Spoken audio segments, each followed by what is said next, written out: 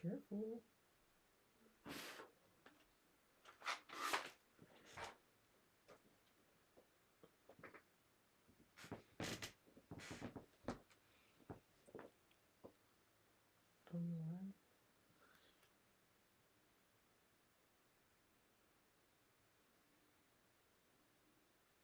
Hello.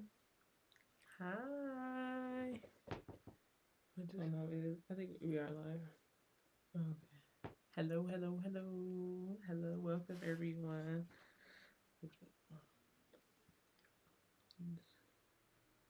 me try and share this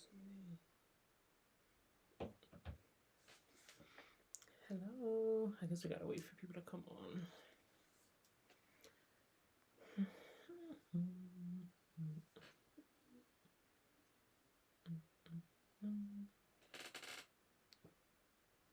One like, hello, hi. Hi, Petra. Oh, these comments, I'll do small wording.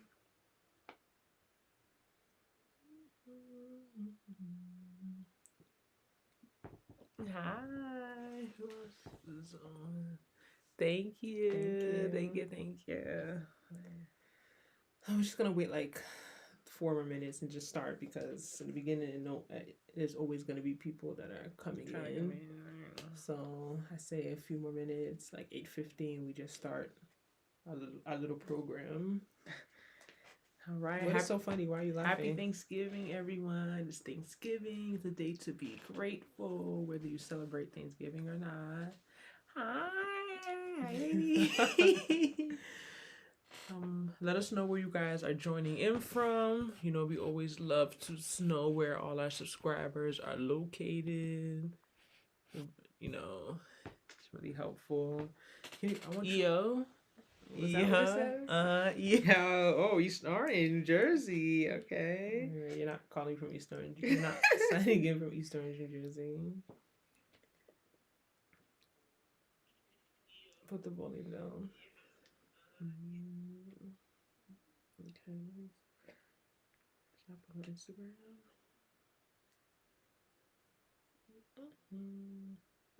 So 2 more minutes.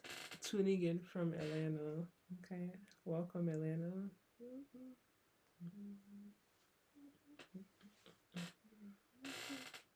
Thank you, Underrated Beauty. How's Charlotte?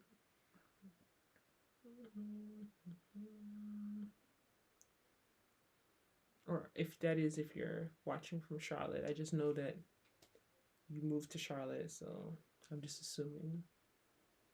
Happy Thanksgiving. Happy Thanksgiving to you as well. Happy Thanksgiving.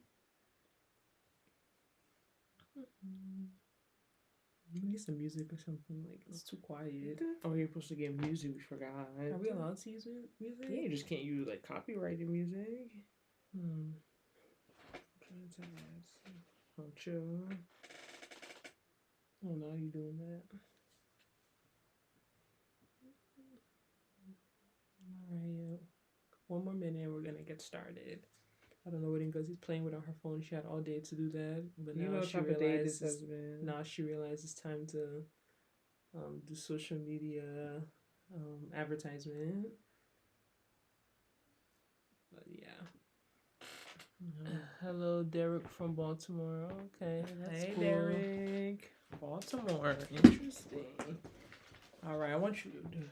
We ready to start? What time is it? We're ready. Okay, let's start. I want you all to see our cake. I'm gonna have to move this a little. But we have a cake down here. You see our birthday cake, and we're gonna blow out the candles soon. Just wanted to spend a little time with you all on this Thanksgiving, which is also our birthday, our 30th birthday. It's crazy, like. It's crazy. Like, do you feel like you were in your 20s for a long time? I don't know. I feel like my 20s feel like all my life. Like, I feel like it's such a... So dramatic. It's such a... Oh, by the way, I'm reading this book, y'all.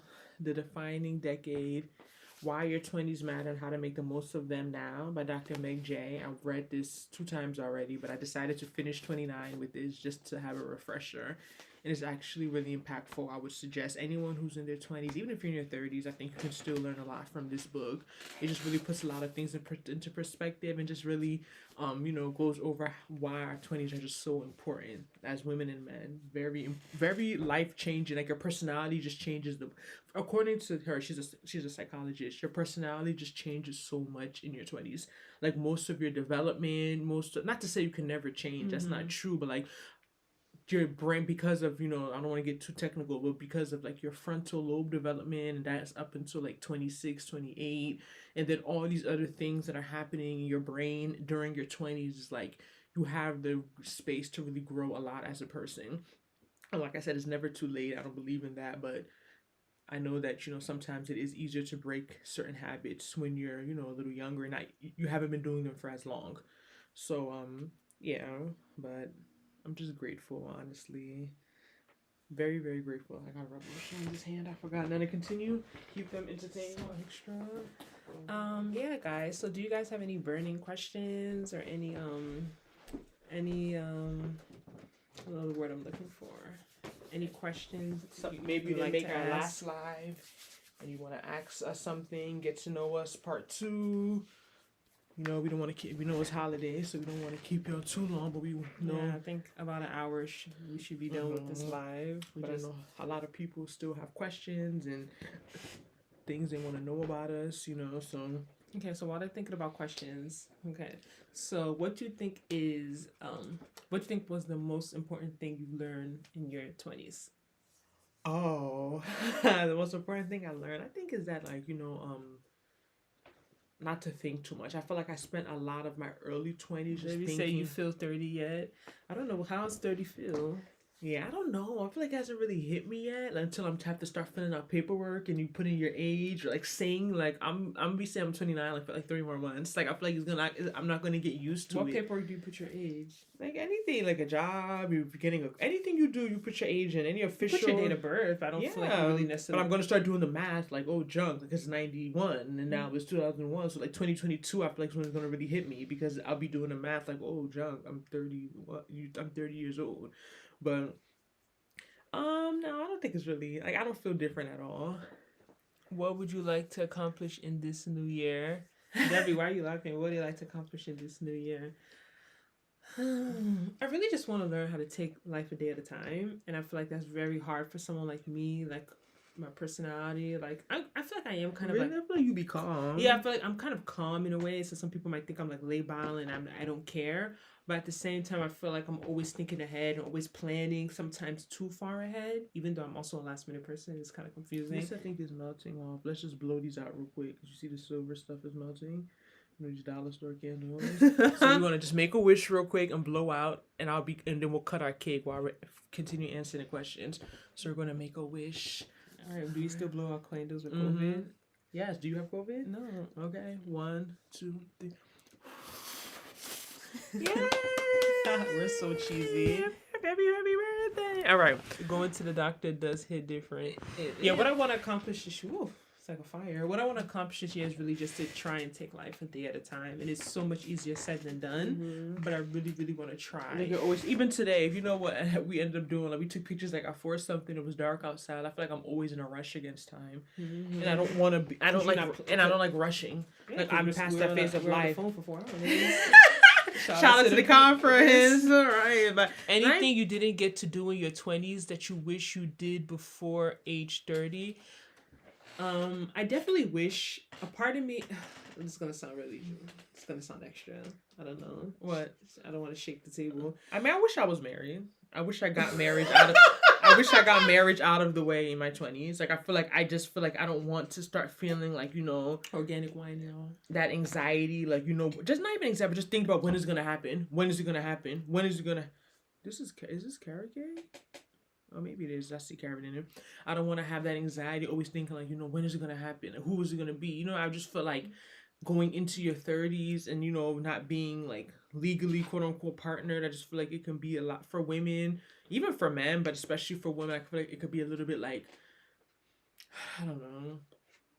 Like basically I'm over dating, you know what I mean? Like I don't want to just be like, and that's one of the mistakes I could say I made in my 20s. I definitely didn't date intentionally. Like, I always knew I wanted to get married. I thought I would be married like 25, 27. Like, I always knew I wanted to get married, but I just felt like it was something that was going to kind of just happen. You feel you didn't put in enough work. What's something I think I wish I did already before 30? I wish, well, I did get to live by myself. Yeah, and that's another one. I wish I lived by myself. I'm surprised you didn't say that. I really wish I had to experience, like, living by myself. Or, like, I'm still living with my mom, my brother, and I just wish I would have gotten that experience, you know, because now I feel like my taste is so high and dating. Yeah, dating said PJ. I kind of wish I traveled more. I know people are gonna come in here and be like, "Oh, what are you talking about? You're so dramatic. You travel." I kind of wish I traveled more because now I just think of so many more places I feel like I still haven't been. Because you've gone to the places you've been to. It's kind of like I kind of feel like there's like so much out in the world that I still have barely, like, I've just hit the surface. Like, I'm just like, oh my goodness, like, I don't know. But I travel a decent amount, so I'm not gonna, but I don't know. PA said marriage is not all that. Right, enough.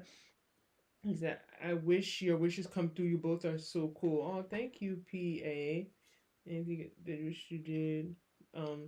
Marriage, a quick question. Would you rather be happily single and happily married? That's not a question. Definitely happily single. Right. You know what's so funny is that recently I talked to so many people. Like, you know, I have a lot of people around me that are married, a lot of people that are single. Mm-hmm. And it's crazy. The age that everyone, I'm telling you, some of these women got married like early 20s. Like, me and my cousins at a wedding last week. One of our classmates got married her like early 20s, met her man when she was like a teenager. And I asked her at this wedding, I said, what age would you choose to have gotten married if you could do it all over again? She thought about it. I'm thinking because she got married really young, that she, you know, some of these women that get married young, they always want to support young marriage because they don't want to seem like they were like forced into marriage or they're miserable. She was like 30. And I was shocked. They're like another lady that I went to the nail salon. She had kids like at 18 or something, got married really young. It didn't work. So I asked her, like, one day, she's like in her 40s. I was like, so if you could have chosen, what age would you have gotten married? She was like 30. Like, a lot of women have been saying 30. So it's almost like something, no. So it's almost, I can't talk in E. It's almost like people sometimes make it seem like, oh, 20s. But I feel like a lot of, like, your 30s, you don't realize you're still so young, too. Right. Like, 30 is still so young. But I'm not saying that. I don't feel older. I met a judge last weekend who got married, had her first child at 41. You know what I mean? Already still divorced, you know? So I'm not saying that's what I want. I don't want to have a child at 41. I don't want to wait that long. But at the same time, it's like, we're still very young. It's not being young. Trust me, it's not about... It's just having it out the way? To me, it's about the biology part. That's the part that I'm just looking at, like, I've read the book, I have a scientific background. To me, that's really, it's not because I feel as if... And you don't want to feel pressure. Yeah, like, I don't want to now, I have to get married, I have to start trying to get pregnant. Immediately. Like, the wedding night, you're trying to get pregnant. Like, I just feel like if I was young, like I said, I don't wish I had kids in my 20s. If it happened, I would have been fine. You know, if I'm married, I'm not going to, like, life happens, but I don't go to sleep thinking, I wish I had a child. I wish I already had my children. Part. You know what I mean? Like, people can talk about marriage. Marriage is not the scary part. Those children to me are the scary part. Like, they're with you forever. If I'm with someone, you know, at least you can take time and enjoy being, you know, just married. But now if you're getting married in your 30s, it's like, I'm not saying you have to rush it, but like, you don't have all that time. Yeah, when you already, the book I read literally, like, when you look at the fertility stats and the numbers, like, it starts getting very like, like, you know, you don't want to be anxious. Like I said, you have to trust in his promises, and, you know, you have to put him first. But you still have to be realistic. Yeah. We live in reality. Like, you see, it's until you have people close to experience these. A lot of people feel like these things can't happen to them, or they don't really understand it or get it until you know someone that's gone through it, and you be like, wow, like, this is real life. This is not a joke. This is not a game. So when I say, not because I feel like, I'm too old. Like, I don't feel like a 30 or single. I don't feel like 30 years old to be single is old. You know what I mean? I don't think that at all. What I'm talking about just more, when I'm saying that comment, just more to thinking about the biology aspect of it. Like, being able to just be married for 2-3 years and relax, and then worry about having kids. Yeah, but like, I think that's more of it. But ladies, may you guys save this life, please. I'm about to go to the movies and see that Will Smith. Oh, sure, Derek.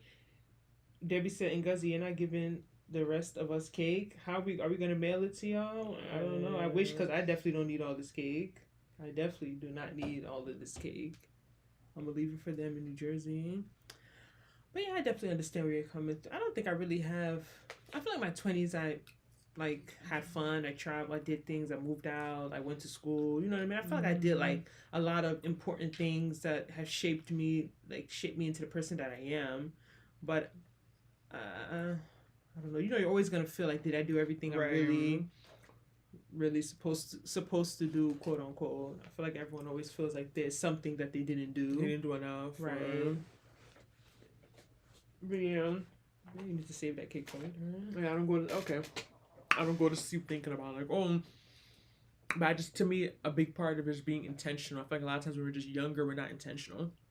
That's because we don't really understand things. It's not even just about it, just in life. Like, okay, like I'm taking this job. How is it going to help me later on in life? It's not because sometimes you just need a means to an end. Mm-hmm. Sometimes that's true, but sometimes you just do things you're not really thinking about how it's going to affect you in a bigger picture. It's just like, oh, I'm just thinking about today and I'm just thinking about tomorrow. And that's fine. Like, we get it. Sometimes you don't always want to think about the future. You don't always want to think too ahead, but you kind of have to set the idea that you don't have control over your life is not true.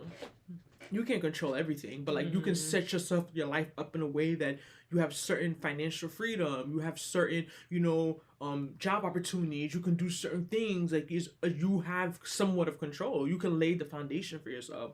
So I feel like a lot of times in our 20s, like when you talk, everyone's like, you're so young.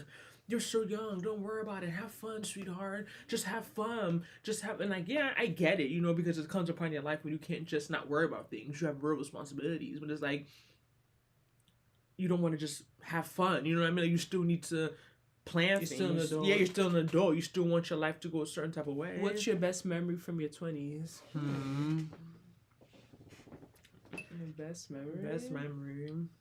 Sorry, I'm reacting. Want to toast? I feel like going to temple was but 20s, you were like I graduated at 21. But best memory. I don't know. That's a deep question. Your whole 20s, 10 years. I'm just supposed to pick one memory. How about Dubai? I was about to say Dubai. I was really about to say that. Birthday. That was 4 years ago. That's crazy how this time goes. Like 4 years ago, we were in Dubai. If Kevin Samuels keeps up his work. Men are no longer going to get married. LOL. I think co-parenting is going to be the new thing henceforth. What do y'all think? I mean, I think that's good for whoever wants that. I don't think that's because if anything, his work isn't supposed to bring the black family together? Isn't his work supposed to get more? Allegedly supposed to make more people get married? He's a huge marriage advocate. Right. What I've my research of it, I think he's coming more at the aspect of saying, are women ready to be married? That's the narrative that people are spinning that I don't agree with. Yeah, that women are not. I don't know any woman who's been proposed to and said no. I don't know women who are going around. No, I'm not saying there aren't women who have issues, because I can't speak for all women the same way a man can't speak for all men. But I think people still do want to be married. I just think that with the way the society's set up, it's just harder. Like, people are too isolated. I just think that's the issue, especially in a developed country like America. People are just way too isolated. Meeting people is just very difficult. I think it's harder than it needs to be.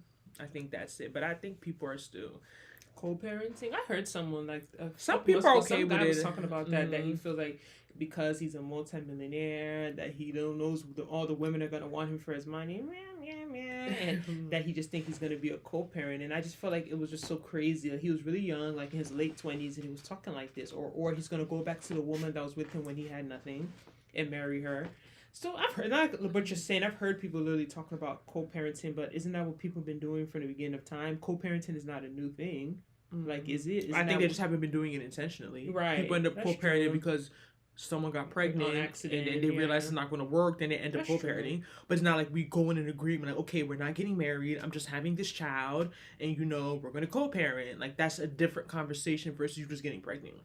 Okay, that's true. That's a good way to think. So I think that's the difference. And some women, especially some women, are okay with that setup. They're like, I just want to have my child. Like, I brought up the biology part. It comes to a point as a woman, be real, you can't have children at any age. So it comes to a point, if you really want to have a child, I don't knock any woman, who I don't see myself doing that. But I understand why women take that option because they really want children and they're not going to wait to be married. They may get married at 50. Right. Then you trying to have kids at 15. They want to they just want to get what they can while they can get it. And I understand. Sometimes I think if I should have frozen my eggs in my 20s, maybe that's like one thing. But then that's expensive. It's like invasive, painful. Isn't it painful? Yeah, that's the thing. Like, you do IVF to freeze your eggs. How? Oh, because you have to try to make yourself IVF. Yeah, like it's IVF. So like it's not like a simple. When you hear freeze your eggs, you think, oh, take the eggs out, put it in the freezer. Like, it's not a simple procedure, but sometimes I worry. I not worry. Sometimes I wonder if I should have done something like that. So like now that I'm in my 30s, you just could be more like. But for me, it's to be honest, it's not just about being worried about getting pregnant. Like I feel like a lot of people are just stuck on the biology or the age. And my issue is like, do I want to be a parent at a certain age? Yeah, even if I can easily get pregnant, right? Like, do I want to be 50 with a 5-year-old? Right. You know what I mean? It's not just about some women don't struggle. You know, yeah. Some women are 23 struggling. I met a lot of women late 30s had their first child, right. They were on birth control, got off it. You know, of course, it's not maybe not be the average, but you know, it's women still get pregnant. It's not even the same because I can't get pregnant. Even if I can get pregnant, I'm tired. Like I'm getting older. You know what I mean? Like I know like even just my body, like the weight I've gained in my late. You know what I mean? From 22 and then 29, like my body has changed a lot. Of course, everyone does. Yeah. So I'm just saying, like I can't like as a woman, like I don't. I understand what a woman's saying, like, to a certain age, she doesn't want to be worried about having kids. You know what I mean? So it's not just about, me thinking I won't find anyone or anything like that. I don't think that's it. But, you know. Happy birthday. Thank you. So any other questions? Yeah, put them in the comment section. How about you? Any questions for you? For you? Me, actually? I mean, any questions from, well, I guess we can ask you questions. Because your first question you asked me was... I can ask you, do you have any regrets in your 20s? Yeah, I hate when people say, you don't have regrets. I wish I did nursing at Temple. Yeah. That's my biggest regret. But it wasn't in my 20s, though. I entered college at 17. So I guess I can't necessarily say that was a regret, right? Because I wasn't 20 yet. Thank you, Vita. Oh, thank you, Vita. Yes. So I don't know. I don't have like a bunch of regrets that sit around like losing sleep. I do kind of wish I moved before the pandemic. You want to be stuck in another place by yourself? That's true. Then I'd probably be in Jersey paying rent. I wouldn't have got my discounted rent. I guess everything happened for a reason. I got at least I still did it. I kind of wish I did it before and like got to experience the real Charlotte before the pandemic, because things are still not the same, right? How about me? Do I have any? See your grooves. I don't necessarily feel like I have something I regret. I just feel like I wish I listened to my body more. Like I just feel like being younger, like I never really understood a lot of things. Like, you know, like just not knowing, like, you know, now, like when you understand your body more, you know, when your body's telling you I'm tired, when your body's telling you, you know, I can't do this or I'm hungry or this. Like when you're sometimes, especially in college, just going through the motions. You're just pushing through every day, going through bad habits, not sleeping, not eating properly. And I feel like my body at a point just really shut down on me. And I just feel like I wish I would have just listened to my body more. And I feel like now I have such a better grasp of like I know when like something is coming. I know when like I'm about to get a headache. I know when I'm getting hunger cues. Like I know when I'm like deprived. I know when I can't exercise. Like this is, but I feel like I was like kind of like an overachiever. So I feel like I just had to always push through. No excuses. And trust me, it got to me real bad. So I just wish, I regret not really just listening to my body, like understanding my body. It's very broad. There's reasons behind it. It's too much to get into, but I just wish I would have paid more attention to things. But you live and you learn. That makes sense, I guess. Guys, ask us juicy questions. Ask Ngozi personal questions. See if she's gonna answer. Ask that personal questions. I'm an open book. Life is boring. My life is very. My life is not boring. There's nothing juicy. My life is not boring. I feel like it's funny when people say like I watch a lot of YouTubers be like, and they'll vlog. They're like, I don't understand why people tell me to vlog. Like my life is so boring, but people love seeing that. I feel like does everyone feel as if their life is boring? No, some people know their life is very chaotic or very entertaining, or they do a lot of stuff. They go out a lot. Like I could say like my life is very simple. Not I would say boring. It's a very simple life. Like that's why sometimes okay, let's talk about content, right? So we really need some ideas. We talked about this on the last live because. We need y'all to watch our videos, and we need more ideas of things to make. And people say, do this, do that, and then they won't watch it. So it's like, it's not just about making the content. Like, we don't want to spend all this time making stuff, and no one is watching it. You know, it's a waste of our time, it's a waste of your time. And also, like, people have talked about going into lifestyle and, like, vlogging. But it's like, would y'all really be interested in seeing me go to work 8 to 5 Monday through Friday, and then, like, Saturday maybe do, like, one thing, and Sunday go to church? Like, I feel like my life is very simple for me to sit around and vlog. Like, my life is very simple. I'm not out here on these streets jumping up and down. You know, like, I don't know. Like, would y'all want to come to work with me? Like, I'm not really sure. Like, I don't know what type of lifestyle. Are you girls open to dating twin bros? That would be cute. That would be cute. Higher ed jobs in North Carolina, Lavender Life. Higher ed, like, you mean like high school? Higher education. Yeah, I know, but higher education, what is specifically, is that like college, high school? I'm not really sure. I just know, I know Charlotte teachers, I don't think get paid like that. Even nurses don't get paid that great. So I don't know. I feel like Charlotte's really for like finance. And, and honestly, IT. Really? A lot of people, and once other day, some kids my job, sometimes they make you put like hourly, yearly. Homeboy put $80 an hour. And I was just like, yo, what jobs do these people have? Like, that so, you know, and it's like personal. So I kind of want to ask, like, where do you work? What do you do? Like, you know, but I'm just like, I need that type of. But he was like, you know, I know they're not in healthcare. I know that because that's like a screening question we ask. And he said no. You know, so I don't know if it's finance. I don't know if it's, but I know I've heard of a lot of people being in IT. I don't know if it's IT, but $80 an hour? That's good money. That's good. That's good money. So I don't know, but I feel like Charlotte's really like banking and stuff like that. College, universities, okay. I'm not sure, but I would imagine there would be a lot of schools, a lot of colleges in North Carolina. Period. Oh my God! Period. I don't know. They just picked North Carolina and put all the colleges. I swear. And a lot of good schools. Really good schools. How about linking up with other twin YouTubers would be cool content? I don't know any other twin YouTubers. Naturally marrying and her sister. I think one of them does makeup in California. I can't remember her name. And that's Alyssa, Ashley. There's a lot of there's not a lot, but there are some. I've never heard of any other twin YouTubers. Who's older between you two? I'm older, 1 or 2 minutes. Can't recall, but I'm older. Yeah. I don't know any twin YouTube creators. You know what I've thought before? I know this is gonna sound crazy because someone asks who's older. Do you ever wonder if you're really Ngozi and I'm really Nena? But it doesn't matter. It's just a name. No, but I just feel like it's like. From when you were born, do you really feel like, how do you really know who is who? What do you mean? They have like baby A, baby B, right? Yeah, when you come out, right? But like they claim they put like a bracelet on one and one doesn't. But I feel like that's something that could easily be like, you know what I mean? Like, okay, you weren't wearing a bracelet up to your 10. The bracelet could have came off like at 2.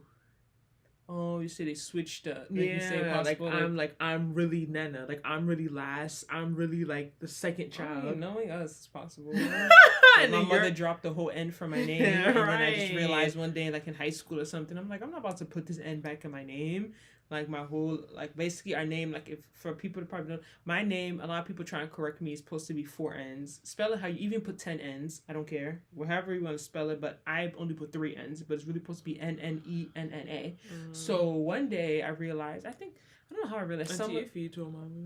My mom's friend told her something that she's like spelling my name wrong. And by then, it's just like I was so used to spelling my name only 3 N's, I just kept it like that. So even now, up to now, like people say like smart stuff like, oh, you know your name is, like you don't think, I'm 30, you don't think I know how my name is quote unquote really supposed to be spelled? Obviously I know, but I'm spelling it this way, like get over it.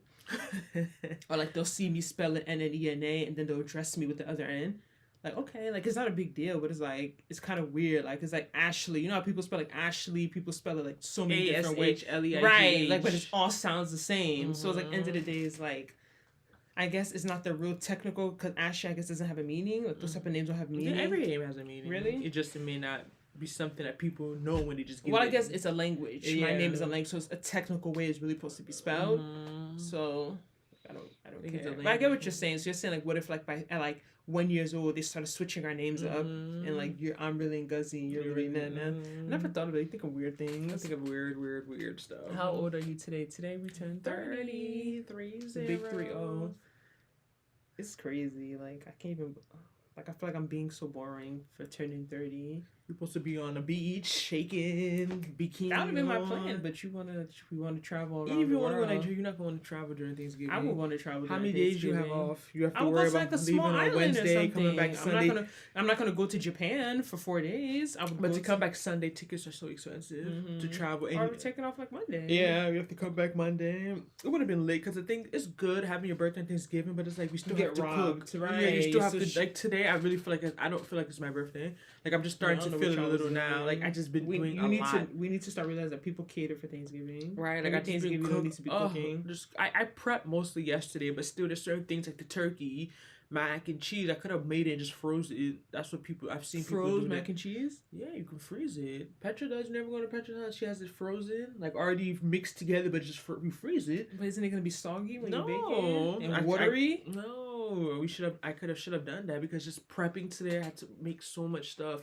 Not too much, but it's just a lot. That's interesting. How old are you? Yeah, we definitely need some background music. It's way too quiet. It's like a scary movie. He says like a scary movie. Scary movie. Like I feel like I'm hearing like birds chirping. Like I feel like someone's gonna pop out of the door or something. That'll be good. But yeah. What else did you want to talk about? Oh yeah, don't forget it's our birthday. If the spirit is leading you, you can send us a super chat. We will really, really appreciate it. You can just put it in the fridge, you know. You don't have to freeze it.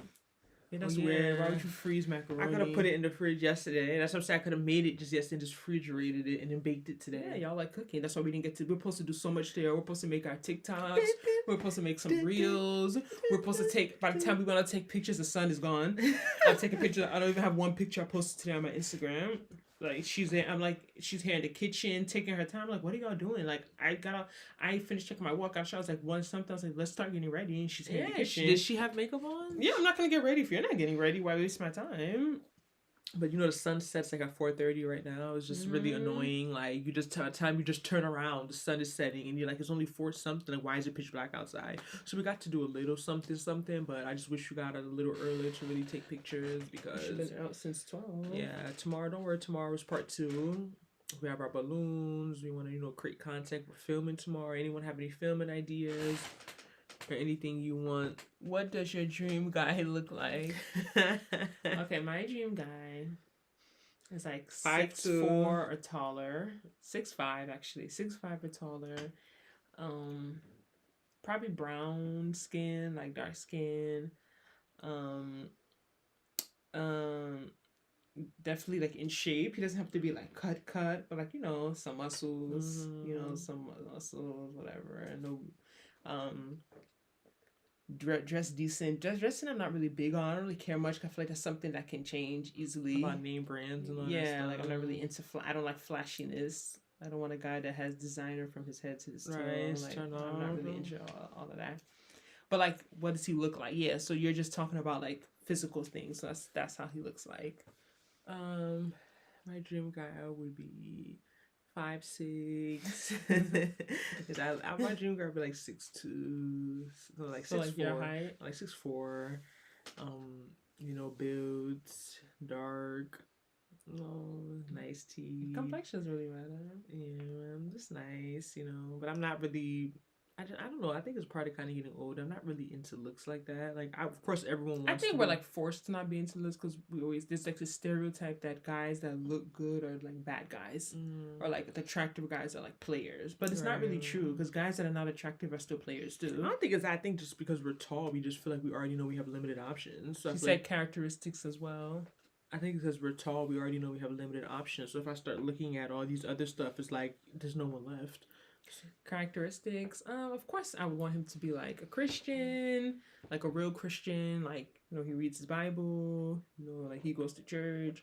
Not the Christians that when it's time to eat, they want to pray, but then they want to touch you on the first night. Like not those Christians. Like the ones that practice. You talk about one of your dates. Like the real one. Like the ones that understand. They don't pick and choose what they want to take seriously, which is hard. I feel like sometimes it's kind of annoying. Like you didn't read that part of the Bible, right? Like okay, so that would be like a priority, and like just someone that's really like caring and like understanding, and someone I feel like, because I could be like extra, so I feel like I need someone that's very kind of like calm, to balance you out. Yeah, like very calm and like understanding. But I don't want someone that like I can like walk all over. Like I don't want that type of calm, too calm. But why would you walk all over them? I wouldn't walk, but I was just saying that, like, you know, there's some guys that like they're kind of too timid. Like I don't want to be with someone that's timid or like too like not nice. I don't, because people are gonna say, "Oh, nice guy." It's not about being nice. It's about like, I don't know the word I'm using. Like I don't want a yes man. Like I want someone that has their own thoughts and their own opinions, their own ideas, their own, like, you don't have to agree with me about everything. You don't have to see the world the way that I see the world. Mm-hmm. Like you don't. You could be you're your own person. I'm my own person. I don't want you to try to like make it seem like you like everything I like or you care about everything I care just because you want to like impress me. Like I want you to be your own person. You say someone that's assertive. Yeah, assertive. Yeah. That's the word. I want someone. What are non-negotiables and deal breakers? Can I do my own first? I Okay. feel like I want someone who is respects me. I think that's sometimes a lot of times as women we don't really. I know men need respect, so I feel like sometimes as women we're just told, oh, we just need love. Men need respect. No, women need respect too. Like I don't want to be with a partner who just doesn't respect me, my time, my feelings, my needs. Like I feel like I had that experience recently. I just didn't like the way it made me feel. Like I need someone who respects. Maybe he's watching. Don't say I need that. someone who respects me. Like respects like my feelings, respects, you know, my needs. Like they don't just, I feel like I don't want to be taken like as a joke. Like it just feel like it gets annoying. Like it's not funny, but you're making it funny. I get you. Debbie said, "What? Not the ones who read their Bible upside down." I'm telling you, they read it upside down. Like, don't be out trying to pray over the food, and then as soon as you get somewhere, you're trying to do things that are not in the Bible. Right. Like that's annoying. Like I feel like that's performative Christianity. Right. Like that's performative. Like Nigerians stop. are good at that. Like stop being performative. Like doesn't make any sense. Like why are we praying outside in public in front of food? Like it's not that deep. Pray in your mind before you eat your food. You can pray, yeah, but you just don't have to like make like a scene about it. I don't see anything wrong with praying. Yeah, but I feel like it's just, I don't know. I feel like it's just extra. But like you doing all of that, but then you trying to get in someone's pants. Like what is the like? Is that prayer make sense? But anyway, Debbie said, "What are non-negotiables / deal breakers in a guy?" Non-negotiables / deal breakers. I think maybe anger issues. Like I don't feel I like think it's character. yeah, like I think it's more just, of his character, like just having bad character, like someone who isn't. I mean, I don't like the word she say non-negotiables. A deal breaker. I guess non-negotiable, like someone that's not a Christian. Like I I couldn't. think you could date someone who's an atheist. No, Someone definitely that's not. No, someone that's not a Christian, that's definitely a deal breaker. That's never gonna work. Someone who's not black. Vanilla. For you, have you dated? Like you're as skinny than me. Have you dated a non-black person? Like I don't get it. Would you say someone that's been married? No. Someone that has kids? That's like these are examples of things for some people that deal breakers. They don't want someone that's been married. They don't want someone that's selfish. Kids. I feel like you don't want to be with, like, I've had that experience too. Like, you don't want to be with someone who's selfish. Like, I feel like it's just like, what's the point of being in a relationship if someone's gonna put themselves first all the time? Like, I just feel like let me just be by myself. Like, does he sound like she's whispering to y'all? I feel like she's speaking. Let me just be by myself. I'm gonna be in a relationship with a selfish person. That's a deal breaker. Like, because you didn't finish talking about how the spirit is lead. If the spirit is leading, yeah, if the spirit is leading y'all. So our birthday 30, you can hit that super chat button and bless us. $1, $2. Ain't nothing is too small in the house of the Lord. Like help us. You know, like it's not easy. You know, this YouTuber still early in the game. You know, we monetize in June. I don't know. How do you go to super chat? There's a so the that chat press the dollar sign. So, you go super chat or super sticker. Send for $4.99. Let me show them. Look, a birthday cake is 99 cents. I'm about to send it. Oh, and it pays with your Apple. So I'm about to super chat us. Okay, yeah. So be the first one. Okay, so Avita said, "Do you have a career preference?" You mean in a guy? Is that mean, or like for? I guess that's what you're talking about, right? Like, do I have a career preference for the man? If so, no. That's not even. I never even think of that at all. With purple icing and a candle. Oh, that's the cake you did. Yeah. Oh, okay. I see it, Guzzy. You need to change your picture. That's like a 10-year-old picture. This picture is literally my 21st birthday. That's what I'm saying. It's like I could tell. It's like almost 10 years old. When I was slim, when I was it's just crazy. Like I feel like sometimes I don't want to look back to my old stuff and want to be that.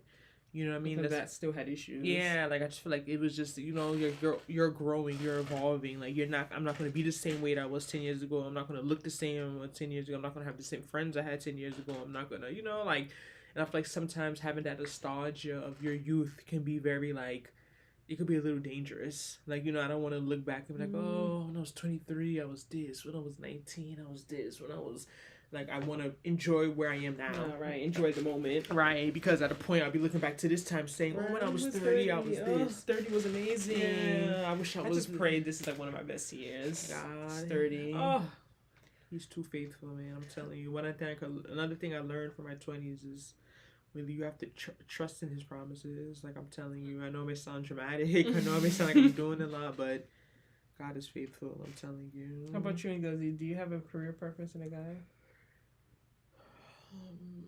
I guess maybe. Now that I think about it, maybe someone that's like not too like, you know, there's certain professions you just notice they're very really hectic. busy. Yeah, like I'm probably someone who has like a constant schedule. Like certain hours they always work. Yeah, they don't travel. Like they're not like someone who's all over the place. Like someone who's really not these like crazy shifts, like working like 70 hours a week or something. Like I really want someone who works like can afford to work, you know, 40 hours and make reasonable. I know everyone can't, you know, some people have to work more, or it's just the nature of their job. Like it's just a demanding job where they can't just work 40 hours. Like they have to work 60, 70, 80. Like that's just the way their job is designed. So I get it, but I would really want someone who just really has a flexible, stable, you know. Nadine, 1999. Wow, that's impressive. Yo, who's competing with Nadine? Nadine just blew us away. Thank you so much for the super chat. Debbie! Debbie sent us super chat. I'm gonna start twerking for y'all. No, You're gonna turn to OnlyFans. This is not OnlyFans. Please don't even start that. I will leave the room. You're not gonna leave the room. Thank you guys so much. Like, it's not easy. You all know the journey of content creation is not easy. You guys like our balloons? Aren't they cute? Look a little childish. Yeah, they're from the dollar store. I just got a few of them. Then I got the 3-0. I'm like, you know, let me not get too many because you already have the 3-0. But yeah, this journey has not been. Don't spend it all in one place. These days, you spending money small. This inflation is crazy. It's crazy. Y'all see how they opened the oil reserves to try and put the gas and get the gas prices down. Biden went into the U.S. reserves. I heard that on the news yesterday. Because the gas prices to try and control the gas prices. So how much is gas here? It was $3.19.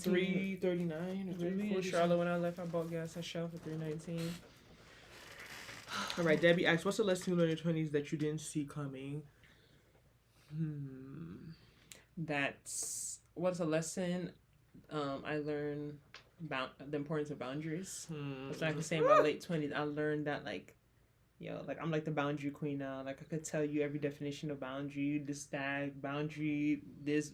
Like, I really did not see that coming because it was a very unexpected situation, you know? So I just I didn't see that coming, and just realizing that, like, you know, a lesson that people are people, even me. Like, people will take what they can get. And it's up to you to set a line, to draw a line and say, no, this is enough. Especially being women, we're just always and I think worried about being likable. I think it's also cultural. The respect part of it, you want to respect people. You just can't talk. You can't just, you know, like, I just feel like American culture just has so many amazing things. Like, I just feel like sometimes, like, oh my God, Petra, thank you.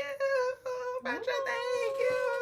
I'm about to start dancing for y'all. No dancing. But yeah, I just feel like sometimes with our culture, the part of the world that we're from is like respect is put on such like a pedestal. So you just feel as if no matter how old you are, like even me as a 30-year-old woman, like I just can't go and talk to my aunt or uncles any type of way. But trust me, that has changed. Like I'm the type of person, like I don't care. Like if my aunt or uncle, I want to respect everyone. But if people don't respect their boundaries, I'm gonna approach you as an adult. I'm not a child.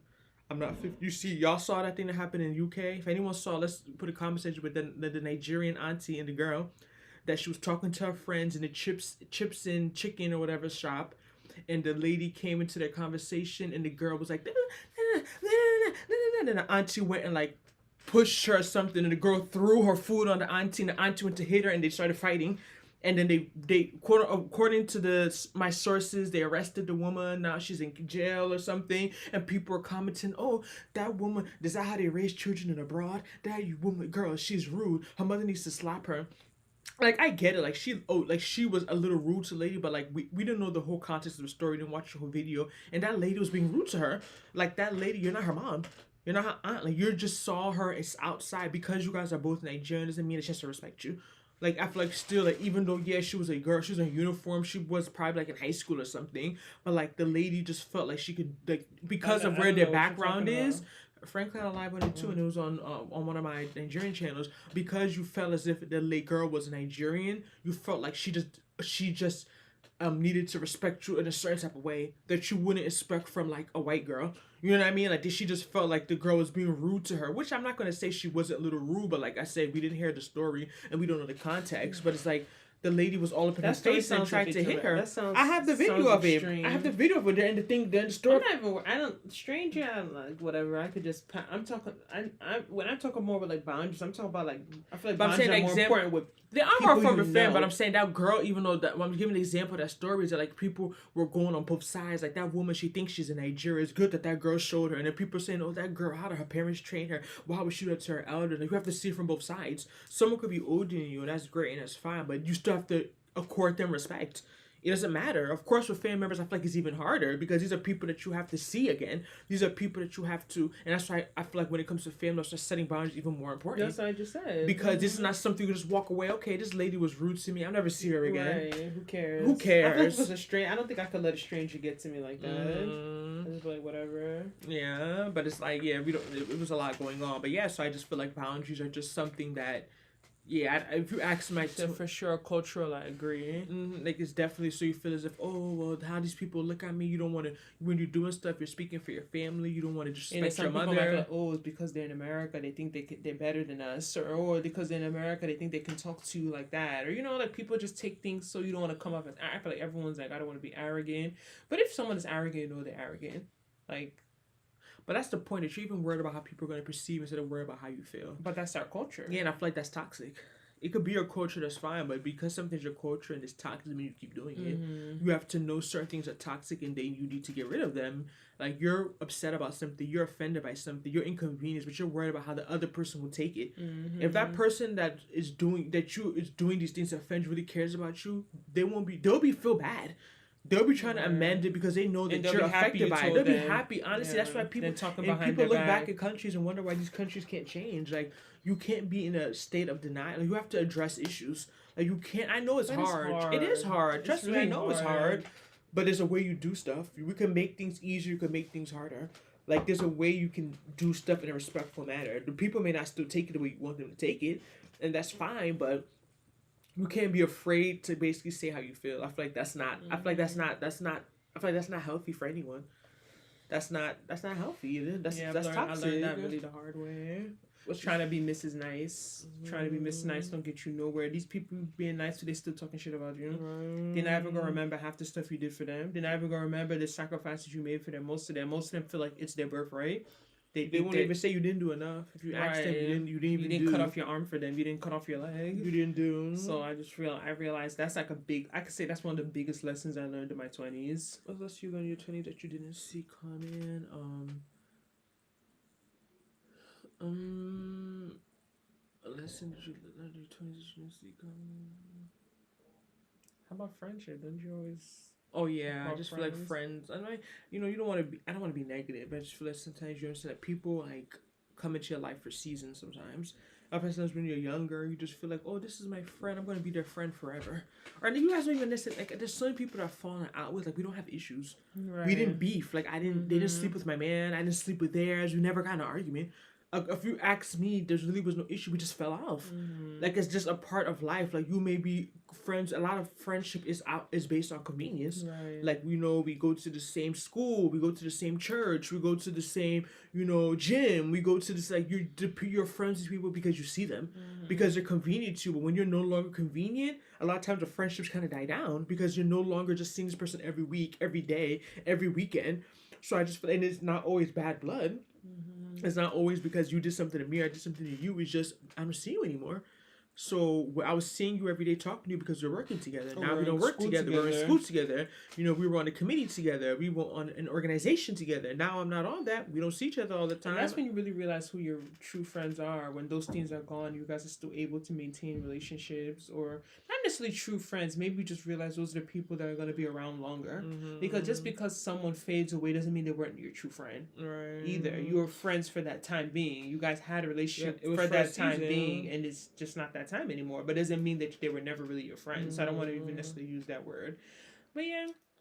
But I think it's kind of bad too. I feel like sometimes now our culture is so like, oh well, we move. Oh, I don't care. Just keep it moving. But it's like, are you just gonna keep doing that? People are so disposable, right? Like I feel like if there's someone that you really cared about, and you really feel like you had a relationship with them, like if you, I feel like how are you just gonna keep letting people fall out? And not let people fall out, but you reach out. Like I even give examples. My sister, like I had a friend that I called her, trying to reach out to her for such a long time, and just like she never responded to me. So I feel like sometimes it comes to a point like you're not gonna keep chasing people. Yeah. So it comes to a point like they know where you live.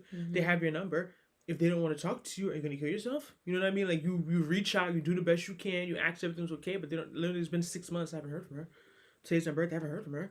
Like they know if they want to, and I feel like people are still going through their own stuff. You know what I mean? You don't. That's why I feel like I don't try and take things personally because I know you don't know what that person's dealing with. People don't. Even if you're close to someone, there's certain things you go through. You just don't know. You don't want to tell people what you're going through. Like you may be close to that person, but you're not that. You're not best friends. You know, or there's certain things people go through because they just feel like you may judge them, or they feel as if you won't understand, they don't want to share it with you. And that's just a reality. You may feel like I'm not even a judgmental person, but they may feel as if you're just not going to understand what they're going through. You're not going to be able to relate to them. So, they kind of push away. A lot of people I just fell out with, like, we were really cool, and they just like, whatever, like, yeah, and I'm still follow each other on Instagram, so social media, like each other pictures, but it's like, it's someone I feel like, wow, I thought we were really close, and now just like, we're just like, casual. Like and I think that's part of me talk about the whole boundaries and like being able to say things. Because my thing is that me as a person, like if I did something that offended someone and we're friends, like we're close, I feel like you should be able to tell me. Like I feel like if I said something, I did something that wasn't there for you, I didn't, no one is perfect. I feel as if instead of just like falling away or just kind of like ignoring the person, I just feel like like it's immature. I feel like it's childish. Like to me, I feel like you should be able to tell the person, you really have like some type of life altering experience, like someone died or something. I get it, but you should be able to say like, yo, like we need to talk, or like I really realize you did this to me, and I know this. Like then you say these conversations are hard.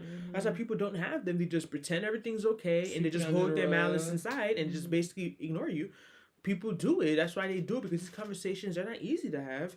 We're sleeping on it like it is not easy. Even in friendships, you have to have those tough conversations. You have to. So I get it, but I just feel as if the type of person I am is like, I would want someone to tell me if they feel like I offended them or I did something that got them mad. I would not want to be thinking like, that me and this person are good and deep down inside I hurt them or I offended them. That's just me. Like I would want someone to tell me.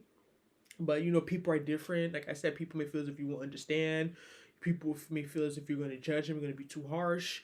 So, people, that we all have our reasons for doing the things we do, acting the way we act. But I just feel as a friendship, definitely, I've had my share with friends in my 20s. Like, I swear, like, I'm, not to say I'm always open to making new friends, but I just feel as if it can get very exhausting. But do you feel like you're a good friend?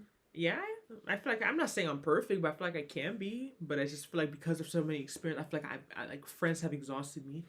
Like I feel like I'm at a point in my life where it's just like But these experiences you talk about, weren't they so long ago? Isn't this like college? This is college. I was in my 20s. Even recently, I've made so many friends. I've worked so many places. I've met people, and just like the idea of just getting to know someone and trying to become close to them, knowing that it's just not gonna last, or just knowing that the next year from now you guys are not gonna be talking anymore. You know what I mean? Like I just feel like it gets very. It's like dating. Like it can get very exhausting getting to know you, how your family, what's this like, what you like, what don't you like, and then it's like, oh, a year from now we don't talk, or we're just like on a high, like a very casual basis, and get to know this next person again. Like it's just some people are really friendly, so they make friends easy. It's just not making friends, sustaining them. Right. You can make how many friends you want. That's great. I mean, for certain personalities, it's easier, right? If you're someone who's very social, you're just a people person, yeah, making friends definitely gonna be easier. But when you make these friends, like I'm saying, you still have to maintain them. You still have to call them or text them or check up on them or hang out with the person. So I still feel like it can get very exhausting. Like it's just not. it's a lot. Like, and I'm just type of person. I'm just really big on communication. Like, someone can't text me, I'm gonna miss their text and text them back 1 week later. Like I said, unless someone died, I just feel like that's ridiculous. Like, I feel like I'm not like I don't like all that. Like, some people, I just feel like I've noticed getting older Like too. It's not men and women. Yeah, like, I feel like some people are just very have bad are just not good communicators, and it comes out like it affects. It's not. It affects you. Like, it's not something like some people are not gonna understand why you text them 3 days later. Like, oh, I'm a bad texter. To me, that's an excuse. Like, we're all grown. Like, we all need to work on ourselves. Like, I don't want to text any man or woman to text me back 3 days later. Like, I feel like I'm not gonna hit you up. I'm not gonna text you. Like, I'm not gonna do that. I'm gonna feel like you don't respect my time. You don't respect me, man or woman. So I just feel like I'm just gonna reply that text 4 days later. All right, we're gonna both be petty. Like, and no one has time for that. But yeah, I can get yeah, it is what it is. But any other questions? Put them. Debbie asked a question. Or an accomplishment from your 20s you're proud of. Yeah, a lot of compliments. I'm proud of like finishing school. I'm proud of moving out on my own. I'm proud of moving to a new city. I'm proud of being able to like pay off my private loan. I did that in my 20s. I'm proud of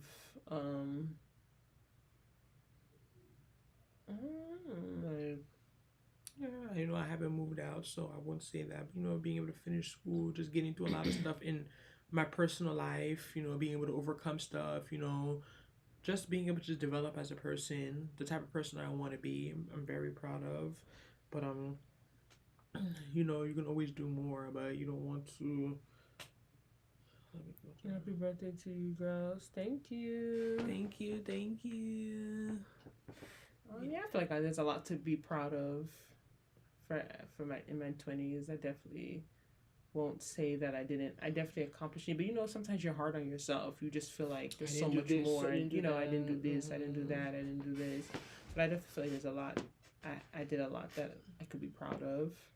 Yeah. I like gathering a lot of experiences too. Like, I'm happy that I started traveling when I traveled, you know, because I feel like sometimes your parents are like, oh, just wait when you finish school. You know, you have all this time in the world. And I get it, but it's like, you really don't. You don't. Like, I'm like, yeah, I get it. Like, I'm not going to overdo it and be traveling every month. Like, once you start having, like, a family and stuff like that, who's really going to be, unless you're rich, like, who's going to really be traveling with toddlers and little. While you're yesterday pregnant, I was on a plane. This baby was crying. Everyone was like turning, and I feel so bad. Like when you're on a plane, the baby's crying. Everyone just turning around, looking at the parent. Like, it's so embarrassing. I'm just like, why are you guys turning around? Like, you know it's a baby. Like, look forward. Like, just keep doing. But like, people, they're irritated. They're trying to take a nap, and the baby's like wailing, like going crazy. It's 11-month-old on the plane. You know, stuff like that. Like, you're not going to be able to just do things as freely as you want to when you get to that stage of your life. So sometimes people say, oh, you can wait forever. Like, I'm not trying to wait until retirement to enjoy my life. Right. Like, I feel like sometimes that's the narrative for America. Work and save for retirement, 70, 65. By the time we retire, it's going to be 75. Right. Maybe, let me read this. It's going to be at least 70. By the time we retire, retirement is going to be at least 70. Like, I'm not going to wait 40 years to enjoy my life. My bones are weak. I can't even walk fast. You know what I mean? Like, who knows? Even if you're gonna, like, we all pray for life. But let's be real, but we don't even know if we're all gonna be alive. Right. You know what I mean? So like that whole narrative, of like, oh, wait till later. You have your whole life. It's like, yeah, I understand. Don't force things. I'm not saying go into credit card debt to travel or steal money from people to travel. But at the same time, I just feel like, at the same time, there's no time. There's time, but at the same time, who's the person that has this the saying? The problem is that we think there's time. Oh, I've seen that before. What is the other philosopher that's very important? I want to Google it. Oh. I think I've heard that before. But yeah, like, I don't know. I mean, traveling is cool. I think it's something that definitely changes your worldview, and it's something that, but I don't think it's like everyone doesn't have to care for it. Now I feel like it's like a trend. Like, social media is almost like people want to make people feel bad if they don't travel or they don't care about traveling. Like, some people don't care about spending money on traveling. That's okay as well. Like, some people don't want to use, like, it's a lot of money. Sometimes I calculate how much I spend, like, on one trip. I was like, wow. like I know what I could do with that money. Like I know where that money can go. So it's not for everyone doesn't have to care for it just because there's all the travel pages now and there's the movement to make more Black people travel. So now it's almost like people feel maybe forced to do it. They feel left behind, or they feel like they're not exposed. You know, I feel like people feel like they're not worldly or they're not eloquent. You know, or they're not to Africa. You haven't been here. Like they feel as if it kind of makes them come off as timid. And I can see where they're coming from, but it's not always the case. Like there's many ways to be exposed. It's not by just getting on a plane. That helps. I'm not gonna lie. Like when you meet someone who's traveled a lot, they just have a different understanding of the world because they've seen so many. Like they just like there's certain things you don't even know. Like let's say you're someone you may not even know that like there's different outlets in different countries. Like there's something as basic as that, but it's like if you don't travel, how would you? There's certain things. But is knowing that there's different outlets change your life. That's the point I'm making. But I'm not saying that. I'm not saying that it's necessarily going to make your quality of life better. But what I'm saying is that if you it does affect your outlook on life because you have a different understanding of life. You've seen so many things, but if you're just sitting in one place your whole life, you know what I mean? Like your level, you're not. Not saying you can still be exposed to the point I'm making. Worldview. But your worldview can be thwarted. Like you don't really get it. You don't really understand like how people are living, because you go to the same way growing up. You used to see the feed the poor and be all these African children with flies going over their heads and all that stuff. And that's why to this day that's why people have this perception of Africa, right? But the people who have gone to the continent, they understand that yes, that does exist. I'm not gonna be these extreme people who say like, oh, that's not in Africa. Like you guys are joking yourselves. Like that's there. They didn't go and pick up random people and then throw them on the continent and put flies on their head. That's there. But it's not everyone who's living like that. Right. It's part of the story. Because the same way you can take you to mansions and take you to houses where you fall on the floor and some have to wake you up and tell you are in Africa. You are in Nigeria. You are in Ghana. We were just talking about this with our mother like before we went live, and like sometimes she gets really mad at me because she's like, because I always have this idea like, why are people so desperate for America? Like sometimes I feel like it's like it's just like the thought, like I don't explain. I guess when I see people that I feel like in my opinion they're doing well where they are, it baffles me that they're so pressed on coming to America. Like it baffles me that they're so pressed to like leave their comfortable life and come here and have to start all over, especially and start from scratch and work these crazy jobs and have to live under the system and go marry someone do share marriage. And my mother's like, no, you need to wake up. Like you're watching too many YouTubers that live on the island. Like that's not the typical experience that people are suffering. You know what I mean? So it can go both ways. It could be the extreme that you think, oh, like the negative part, bad. But you also extremely think the positive part. You could romanticize it. Right. Like you start thinking trust like, all these people are running to away. There's a reason why. They're not all crazy. They're not all this. Like there's something there. Yeah, a few of them just are ignorant. So they really don't understand that they are better off where they are. But most of them are not better off where they are. Yeah, right. It's not most probably. Most of them are not better off where they are. So my mother gets mad at me like, why are you saying that? Like, be quiet. Like, you don't know what people are going through. Look at how expensive things are. I wanted to buy this for my village and they told me not to. It's too expensive. Like, what are you saying? Look at this. Because I just feel like I definitely feel like America's a great country, and I definitely feel like there's opportunity. America's a great country. But I still feel like people forget how hard you have to work to make that good money. Like, I feel like to really be super, like, when I say America, I feel like a lot of people in America reality, like a lot of people are just making it. Like they're literally just living paycheck to paycheck, working class. I feel like to me it feels comfortable that like, let me Google these salary, what you gotta be. To me, what I consider being really comfortable is that like, how do I run this? Comfortable doesn't mean you have to be rich. Like you don't have to be rich to be comfortable. To me, comfortable means that like, you have a lot of, what's the word that they use? Disposable income. Thank you. Like right now I could just get up and say, yeah, I want to go to Bali. I have $5,000 to put towards that trip. Like I don't have to save for a year or two. Like I don't literally just sitting in my account, that extra $5,000. I just want to go to the mall. I want to buy a whole new fall wardrobe. I have like $2,000 to spend on that wardrobe. You know what I mean? Like that's what I mean by really being comfortable. That like, of course you still budget, of course you still save, but it's like you have a lot of extra money that you can play with. Like I don't feel like that's the typical.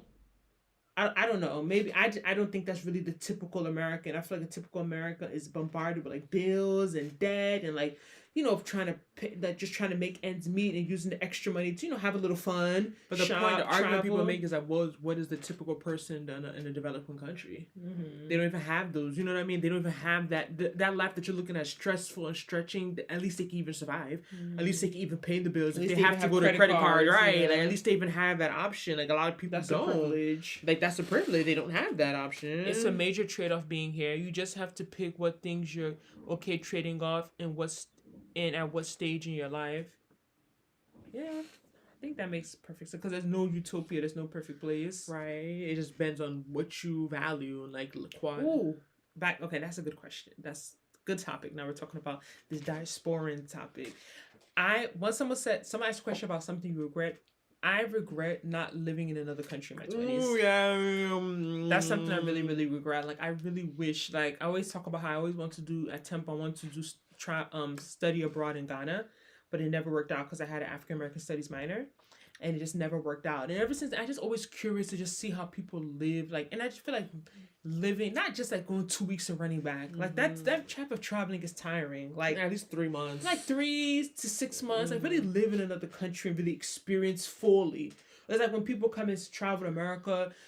You just sit in the house for 2 weeks. You don't really understand America. Mm-hmm. You know what I mean? You're not going to work there. You know what I mean? You're not going to school there. You're not integrating with people on a daily. I'm not integrating. You're not associating with people on a day, interacting with people on a daily basis. Like I would want that experience of another country, particularly a country in Africa. Yeah. Particularly in a country in Africa, I just wish I had that experience. I mean, it's never too late. I can still do it now, but I just feel like the older I get, you already have an apartment. You'd have to worry about now. Like, what am I going to do in my apartment for 6 months? You may not. You have to Airbnb. You may not want to. You know what I mean? I just feel like when you're like living at home would have been the best time to do it, but it's never too late. You can get a job somewhere else and go live there in another country. Mm-hmm. It's never too late, but it definitely, like I say, it does get. You have to think more when you get older because you have so much more. Going like I have a car note. Right. So what'll happen with my car if it's actually paying a car note? 6 months and pay a car note. You know what I mean? Like it does get a little bit more. Yeah, I definitely wish I would have lived in another country. Like I really wish I would have did a short stay somewhere, even if it's 2 months. Just experience really staying somewhere for a long time and just comparing. And not just staying there sitting around. I mean, like maybe I'm like working or I'm in a program, I'm taking classes or something like that. That's why I feel like studying abroad is such a good opportunity because like in that way there's something that you're doing. I feel like it'll be kind of weird just to go move somewhere and sit around. Yeah. Like I feel like the networking aspect, meeting people, you still worried about your safety, so that would probably be a little awkward, but I wish I did it like work related to work or related to school. Right. Definitely. But yeah, anything else? Anyone have any other questions? We're gonna wrap up in about like 10 minutes. But anyone have any burning questions, you could put it in the chat. And tomorrow we're actually gonna film some videos like we're talking about earlier. We talked about in our last live. We've just really been trying to think about some things we can do because it's harder now because you guys know we don't live together. I live in Charlotte and Guzzi's in New Jersey. So we can't always make videos together, but at the same time we want to do things that are like more interactive and things that you guys are ultimately gonna watch because we just don't want to be making videos. Right. People say make Charlotte make it 200 views, 300 views. Like make this, make that. Like y'all better be watching these videos. Right. So I feel like realistically I can't have a channel based on Charlotte, North Carolina. Like I just feel like it's not realistic, it's not feasible, it's not sustainable. I can't have a channel like it's only but so many people that are interested in Charlotte, North Carolina. Right. Like that's not to me, it's not a big enough niche to like it's not a big enough audience to just target that. Like it's gonna get boring, it's gonna get tiring, it's gonna get redundant. Like not so how about the people who don't live in North Carolina? Do they want to keep seeing videos of Charlotte? No, they don't care about Charlotte. They don't live here. I mean they don't live there. So yeah, I think that's just been a challenging part really with YouTube, just trying to figure out we're not in the beauty space. You're not going to see me do makeup tutorials. I'm not going to do hair. I'm not going to do skincare. Like I'm not, you see this little fake makeup I did. I don't have no contour. I don't have no nothing. Like I'm very basic. Like I'm basic Nana. That's just me. Like this is the best you're going to get from me. I even put lashes on. I'm trying.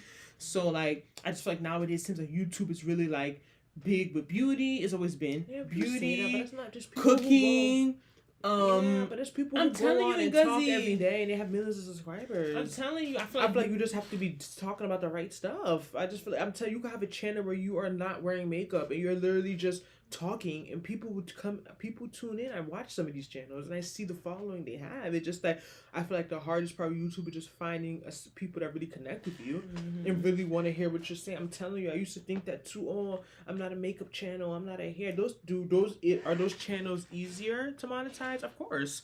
I'm not gonna sit there and argue with you. There are more things that are just showing people what to do. You know, those type of channels just do well.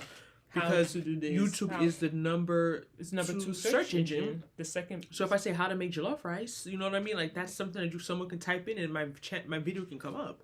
But it doesn't mean that you can't have a channel talk about things that are relevant and you know that people want to hear and still not get a really big following.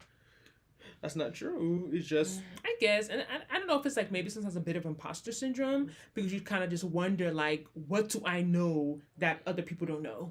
What value am I going to offer? Like, not...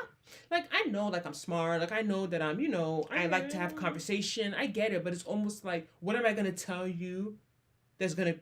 Like, basically, what am I going to teach you? Right. I'm not a teacher. Right. You get what I'm saying? I don't want to come here as a self-proclaimed this and a self-proclaimed that. Like, I'm not any of that. I'm just a normal person taking life one step at a time, trying to live life one day at a time, learning just like everyone else. So, like, what am I going to come here and tell you, like, that you don't know? Right. You know what I mean? That you've never heard before. You know, I feel like with cooking, though, it's different. Like, okay, I'm going to show you how to make... fried rice and stew. Like I'm showing you how to do something. There's people that literally don't know how to make that.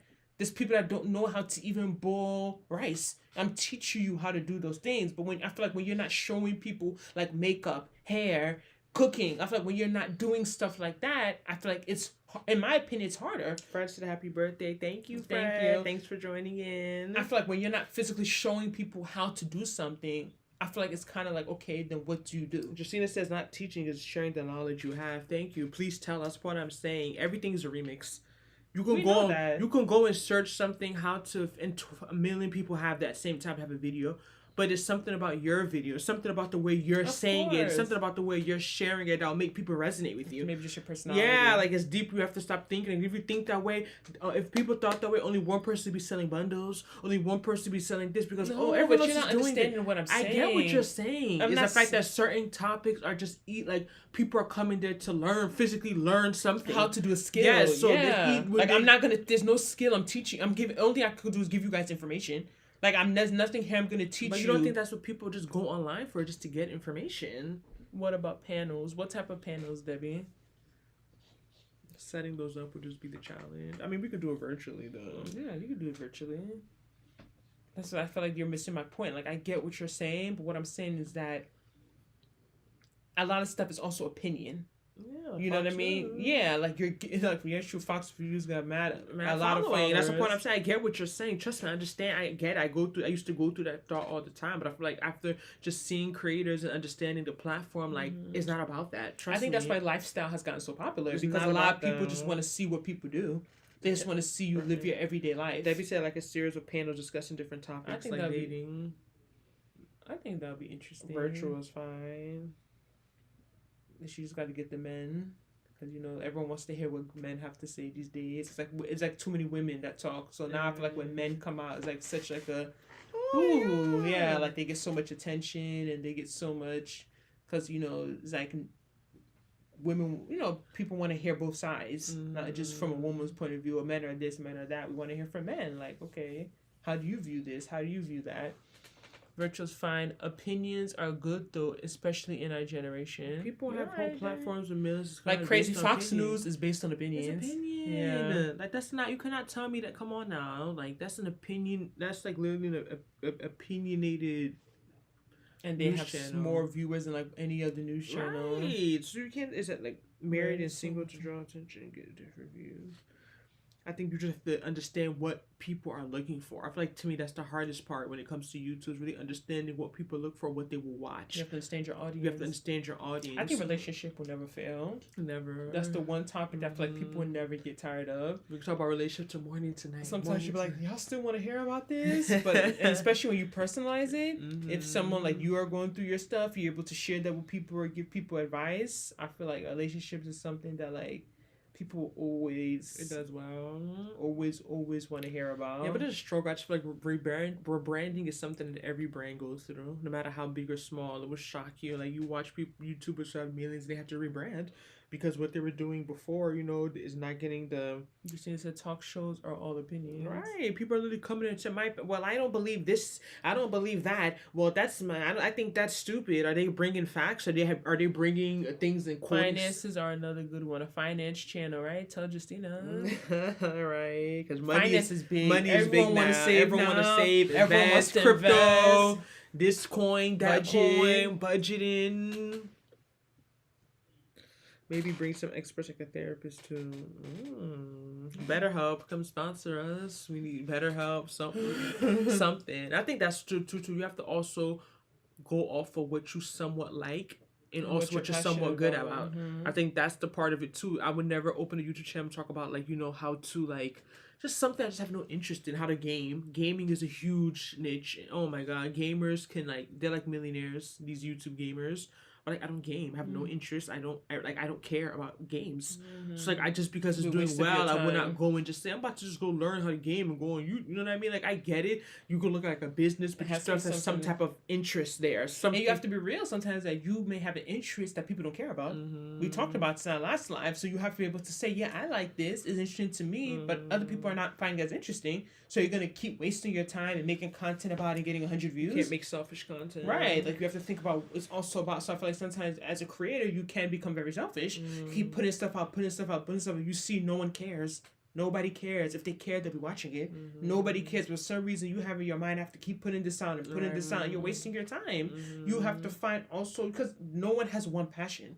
No one has one interest, right? We're right. So you have to find like for me, I feel like when people ask even about hobbies and stuff, like I'm kind of boring. But I would say like I like basketball. Like that's really one of my favorite hobbies, watching basketball. But besides that, like what would I say is a hobby? I work out. It's not a hobby. I feel like I have to do that because I have weight issues. That's not a hobby. I don't enjoy working out. You know, I like to eat. You know, I guess that could be a hobby. But what's this? Would you all have a conversation with a man named Tony Sotomayor? We don't know who that is. Snuggle668. Sounds like spam. Yeah. But yeah. What was I saying before I got distracted?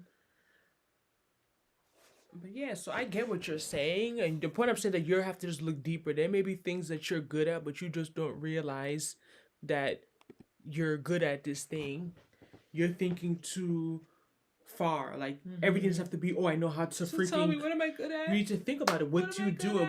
And that's people say. Ask your friends. Ask your cousins. What is Nena good at? People who know Nena, type in the comment section. What is something she's good at? She's helpful at that she helps you with. Like you need to look farther. Helpful. A lot of people think you have to just be a creative, a makeup artist. Makeup everyone's like, not gonna be able to do makeup. That. If like y'all waiting for me to do that, the channel, let's just close it right now. Right, like everyone's not gonna be good in those type of stuff, but it doesn't mean that you don't bring something to the table. Some people are good at freaking just crunching numbers. Like that's what their strength. Some people are just good at listening to people. Yeah, like your strength doesn't have to be like so artistic. Photography. Like yeah, those are nice, but everyone's not good at those type of things. You're good at asking questions. I'm done asking questions.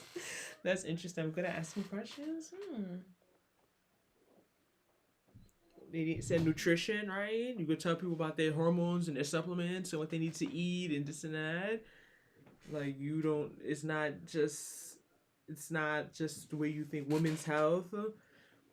It's not just what you're thinking. Like oh, it has to be something so creative and no, something so not. That's what's the word I'm looking for? Something so. Talking to strangers and getting them to tell her their life stories. Right. Oh, y'all got jokes in here. Ha ha ha. You need to be in an analytical way. Analytical way. That's interesting. I never thought of that. I guess everybody's good at something. Right. Just you have to figure out what you're good at, and then it capitalize on that. But I think our next live we should make it like a video. Like I feel like these have been like introductory ones. Yeah, that's cool. But I feel like our next live should be like a topic like 30 and single why. Mm-hmm. You know what I mean? Like make it like a real video. Like we're just going live and making like real videos. Is that live. Tomorrow or Saturday? I don't know. It can be like not just like like making it like the issues that with a live though, if you want to make it a real video, you kind of want to make it like interactive. You want to do it when people are going to be like a good amount of people, but it's not quantity, it's quality. You can have 5 people on and people are asking questions and like making comments, but like you make like a video is like actually like probably going live or just be like a different videos live. It's like how we make a topic and then make a live based on that. Yup, Debbie got it. Getting them telling their life stories in a analytical way. The like curious, inquisitive. Yup, Debbie got it. Nadine said that's a good idea. Online dating horror stories is really a good one. Right. Yeah. Like a lot. Really? A whole video. Horror stories? People... You've had horror stories? I've had not good stories, yeah. I've had things. Yeah, people can call, like, people can join, tell us like horror stories. You can have people like. We'd have to get like StreamYard, one of those streaming ones, and people could do it on this one. Oh, when you do interview, let's see if someone could try and join us. Interview on as activate. So how do ECAN live interview. We're gonna put this link here. If someone want to call in, then we're gonna close it up like this. You can call in. We'll talk to you. Yes, everyone can relate. Yes, online dating horror stories is a really good one. We need to do that now. Anyone have some online dating horror stories? Let me start with mine. And before someone call in, let me start with mine. I just feel like, what was a couple years ago? I met this guy on was it one of these sites? And like we met up and it was cool. We're talking, we met up and it was cool. And then I got maybe talk a day after, and I just feel like I never. First and foremost, he lied about his height, right? So he said he was 6 foot. I got there, he was like 5'9", 5'8", and then he had like what I say like kind of I don't know. He had like a slight limp, but I wasn't worried about it. It wasn't an issue. I don't know. There's certain things I just feel as if, you know, you're getting to know someone, you don't know what you're really supposed to disclose, right? Mm-hmm. Because it's like, that's not like, it's not a big deal. You know what I mean? But I just feel like there's certain things when you're meeting someone, it's like, how do you really know what you tell them? I definitely think you should be FaceTiming with someone before you meet them. Yeah, like it's kind of like online. You never met someone, all of a sudden you just go in person. I'm like, mm-hmm. It was kind of weird. And like, I spoke to him like a day or two and then never heard from him again.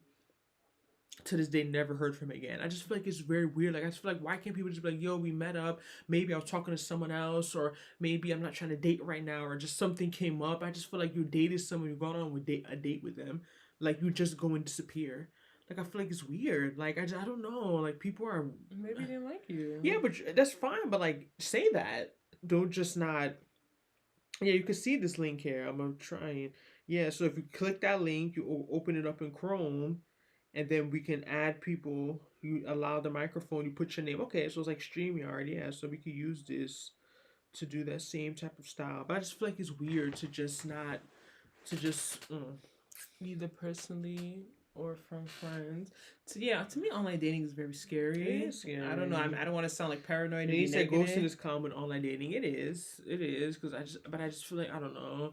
It is. Like, I've had a lot of ghosting experiences, yeah, with online. I just feel like that's with your self-esteem. Yeah, for me, it's just like if I'm not feeling someone, I tell them. Like, I'm not the type of person gonna just ignore someone and ignore their calls or block them. But like, yeah, you know, I don't think it's gonna really work out. You know, it's not you, it's me. You know, just say something. It's not you, it's me. Yeah, but why would you like not just disappear on someone? Like, I just feel like it's just weird. Like, it's not that serious. Yeah, like, you don't owe me. Some other guy. What's our? It was like last September.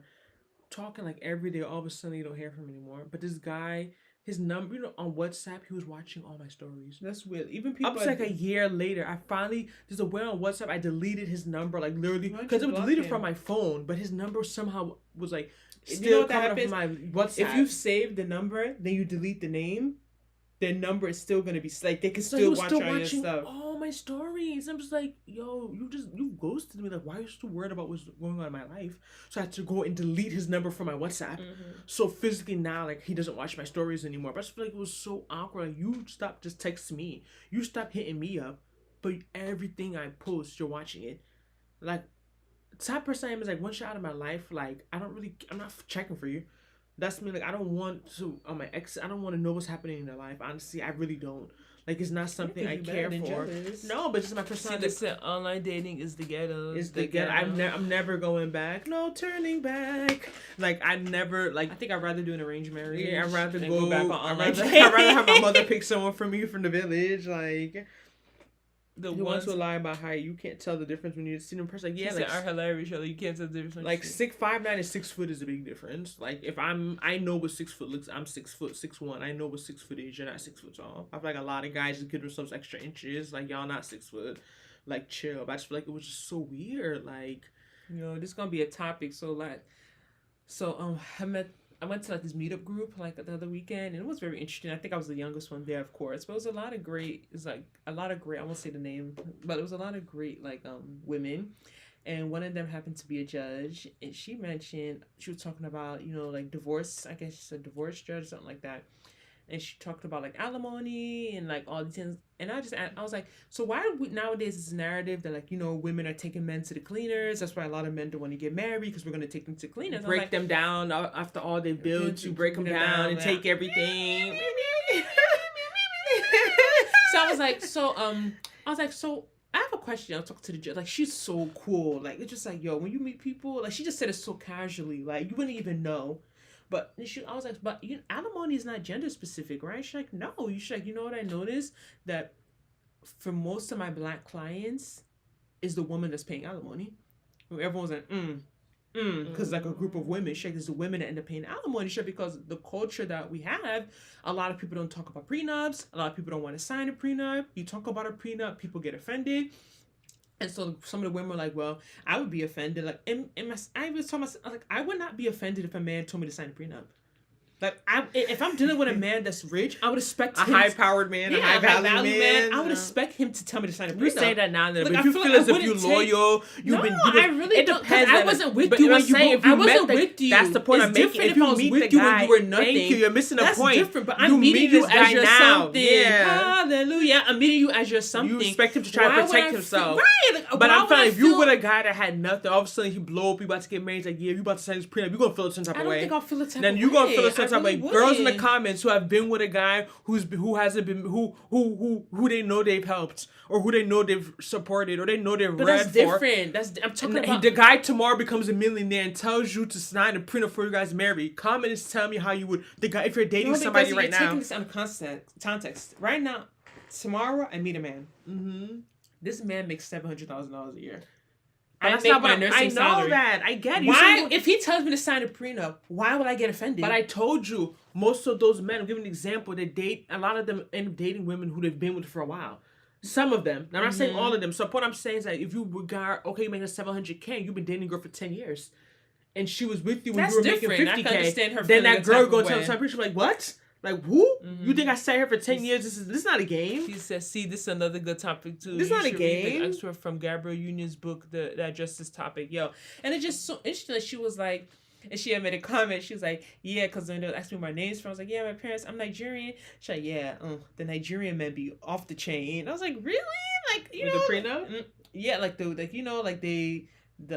she just talked about like a lot of them that she sees they have a lot of money. They be showing how they be having really good jobs. They have a lot of money. They just be treating the women really. I don't know. She was saying some stuff. Look, Debbie asked me how I like to meet new people. I feel like I honestly meeting new people is definitely, I feel like going to events, like or through people. I would love to like meet someone through a friend. What type of events? Like, I mean like events like we go to like conventions. I just feel like areas where you're gonna just see a lot of people. Like as you get older, the thing about college, everyone talk about capitalizing college. College is really a good time because you're around such a high volume of people you're never going to be around again. That's the rest of your life. Like college is like, you just say you're so young. And contrary to belief that women don't want to get married in college, blah, blah, blah, blah, blah. Men are not thinking about marriage. Black men especially not thinking about marriage in college. They're young. They're worried about getting themselves together, making money, and it's understandable. So it's like a lot of women do want to go into college thinking they may meet someone and maybe date them for a while afterwards. I don't think a lot of women go into college even thinking about marriage. I don't say a lot of them do, but I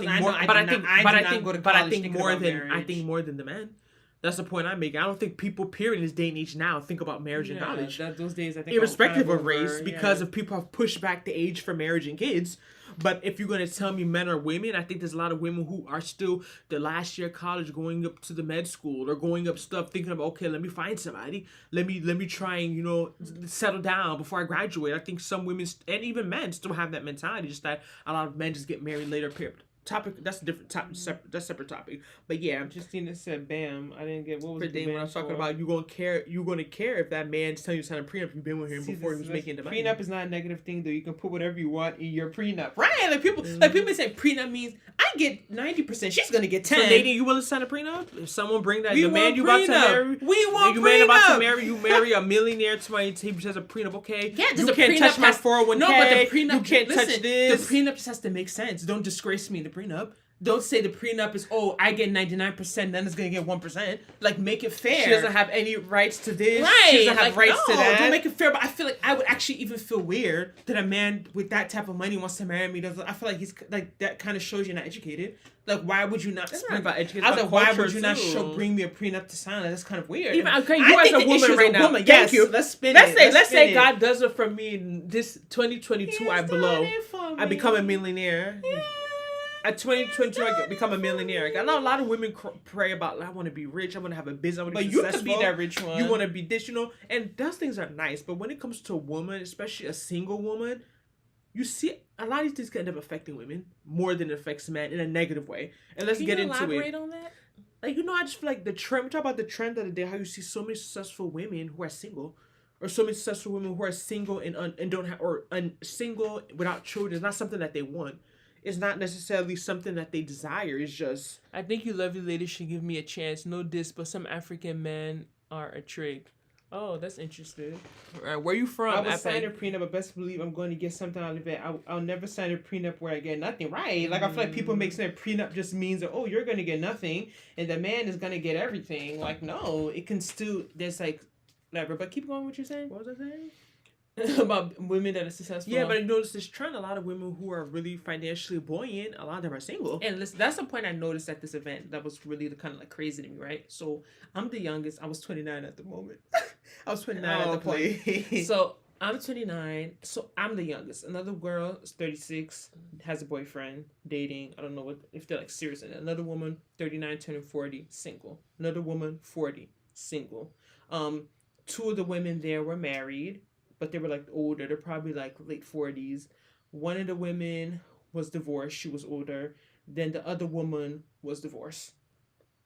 So it was just like all these women are sitting around. They're successful. They talk about it, but it's literally like only a couple of them are like married. Like everyone else is either single or they've been divorced. So it's almost like this narrative of that. Like, why does it seem as if like the more successful like women tend to be, it's like harder to meet someone? Or like it's harder to like have a partner. So it's kind of tying into what you're saying. You know what money does? It opens your eyes. I mean, people say being naive. It's kind of like people say about getting married younger. Mm-hmm. Like being naive is not always bad. Right. There's certain things you don't need to know. You don't need to win every argument. You don't need to understand everything that's happening. You don't need to know. Like sometimes it's bad. I'm not saying to walk around in the dark, but there's sometimes people are living a happy life in their ignorance. Like, it kind of saves you sometimes. Like, this whole, like, I need to know everything. I need to know my options. I need to be well-informed. I need to be an informed buyer. I get that when it comes to property and investments and all that stuff. I get it. But, like, I noticed a lot of times, I feel like a lot of times women, when they settle down, when they're younger, when they're not, or maybe they're not as educated, they just don't really, they're not going into things thinking too much. They're not going to think too much. Yeah, they just, you feel as if like, well, I don't want I'm this. You know what I mean? Like, I don't want someone to do that. You're just thinking too much, just about any period. When it comes to a point when you reach a certain success, you've worked hard to get there. Mm-hmm. Like, you put in a lot of time and effort. So you feel as if like, I'm not trying to have somebody, man, take me for idiot. Like, you know what I mean? Like, I'm not trying to have somebody come and, just waste my time. Like, you're just thinking on a different frequency versus, someone who's just, living a simple life, making a basic salary. Nothing wrong with that. We make basic salaries. You know what I mean? But it's like, they're not thinking that far. Mm-hmm. They're like, oh, well, they're not going to come and bring out a prenup for a man. Mm-hmm. Like, what do they, you know what I mean? I feel like there's many men. Let's be real. That would look at insults. Right. The part of the world that our parents are from, they would look, how many black men wouldn't be offended if their woman brought them a prenup? But we just say a lot of women would be offended too. Yes, right? But especially men. I feel like it would be worse. For a man, it's like the ego. Who are you? Mm-hmm. Like, who are you? Even I've heard of women putting in prenup, if the guy cheats, they get half of everything. Yes. Because when you're successful, you have standards that unsuccessful people may not have, and you don't have you don't have things trying you down. Right? Yeah, like you have your own, like money is power. People don't want to be a man or a woman. Like when you have your own money, you have choices. You have options. Money gives you options. So if I'm here and I'm making, my $10K a year, my husband pays for everything, like I might be happy with certain things, but I have to just close my mouth to relax. Right. Because I know that I can't feed myself by myself. I can't live the life I want. I can't take the kids. I can't have a comfortable life by myself. You know what I mean? I'm not saying that for some women that is bondage. I don't want that life. But I'm saying that sometimes it's like, that's living in bondage. I don't want to be living, trust me, that's really living in bondage. But I'm just saying that just sometimes you don't have, like, okay, let me give you an example real quick before we end. In this book I read about, this guy comes in, he tells the therapist he feels if he's like in an ocean, he doesn't know what direction to go, there's too many options. She did this experiment where they give them six bottles of jam to pick from, or 24 bottles of jam. So when she gave them 6 bottles of jam to pick from, the people picked something about they were able to pick. They picked like 30%, something like that. When they had 24 options, they were 30% likely to buy a bottle of jam when they had 6 options. When you gave them 24 options, it was like 10%. It's too many options. And I feel like sometimes that with dating, because you have online dating, because you have this, you feel like people are everywhere. But it's like, if I had only 5 people to pick from, I'll pick my best 5. Whatever my criteria is that makes them the best, I will pick them. But because you feel as if, this is here. How about if I miss out on this person here? How about I miss out on that person there? It's like, it makes... What if I settle down with him? Then a man of my dreams What did Kevin Samuels had a show about modern women have too many options? Like, I feel like it's not women, it's people, period. Having too many options is not always good. That's the point I'm making. Like, it's not always a better thing to have more people to choose. If I give you 30 dresses to pick from an event versus 3, it's gonna be harder to pick an outfit. It's more overwhelming. So I just feel as if when it comes to dating, all this stuff, I feel like when you have all money gives you options. So when you have all these options, like, well, I could be by myself. You know what I mean? Like, men and women, it makes people just pickier. That's just a reality. You just feel as if I'm good. Like, I could feed myself. Well, being picky is not a bad thing. It's not a bad thing. But I'm saying but you can't be too picky, or you could be picky about the wrong stuff. That's more of the issue. You could be worried about the things that don't really matter at the end of the day. Like, but I don't think being picky having standards is not bad. That's what people have. Basically, having standards and being picky are 2 different things. Yeah, you can have standards. Well, you don't have to win because when you you don't have to win every hi But yeah, so I just feel as if it is what it is. But standards aren't bad. Yeah, it's just, people are picky about different things. Right. Everyone has their own thing. Like, there's certain things people be like, oh my, I'm like, well, what is that? Like, that's not even important. Like, some people are worried about people's hairline. Like, I don't even know what a hairline is. Unless it starts back here.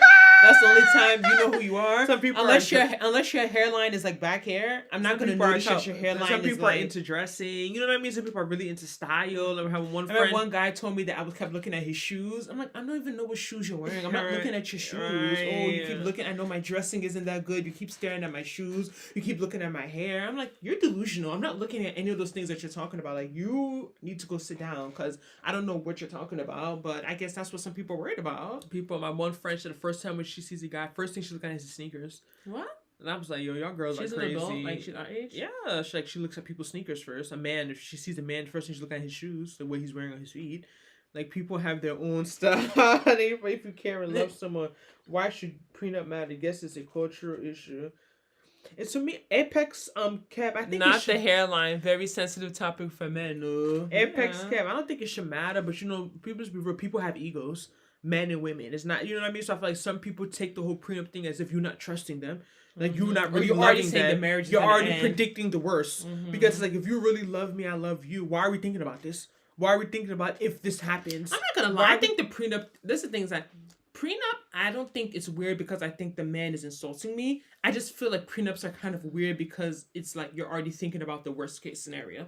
That's what I understand people being uncomfortable with prenups. Like, it's just weird. It's almost like, so are we saying... But if you look at statistics, it's worst case scenario, but it's not rare. It's not 1% chance of happening. If I told you had a 40% chance of going out driving without this seatbelt and you get in an accident, would you drive? No.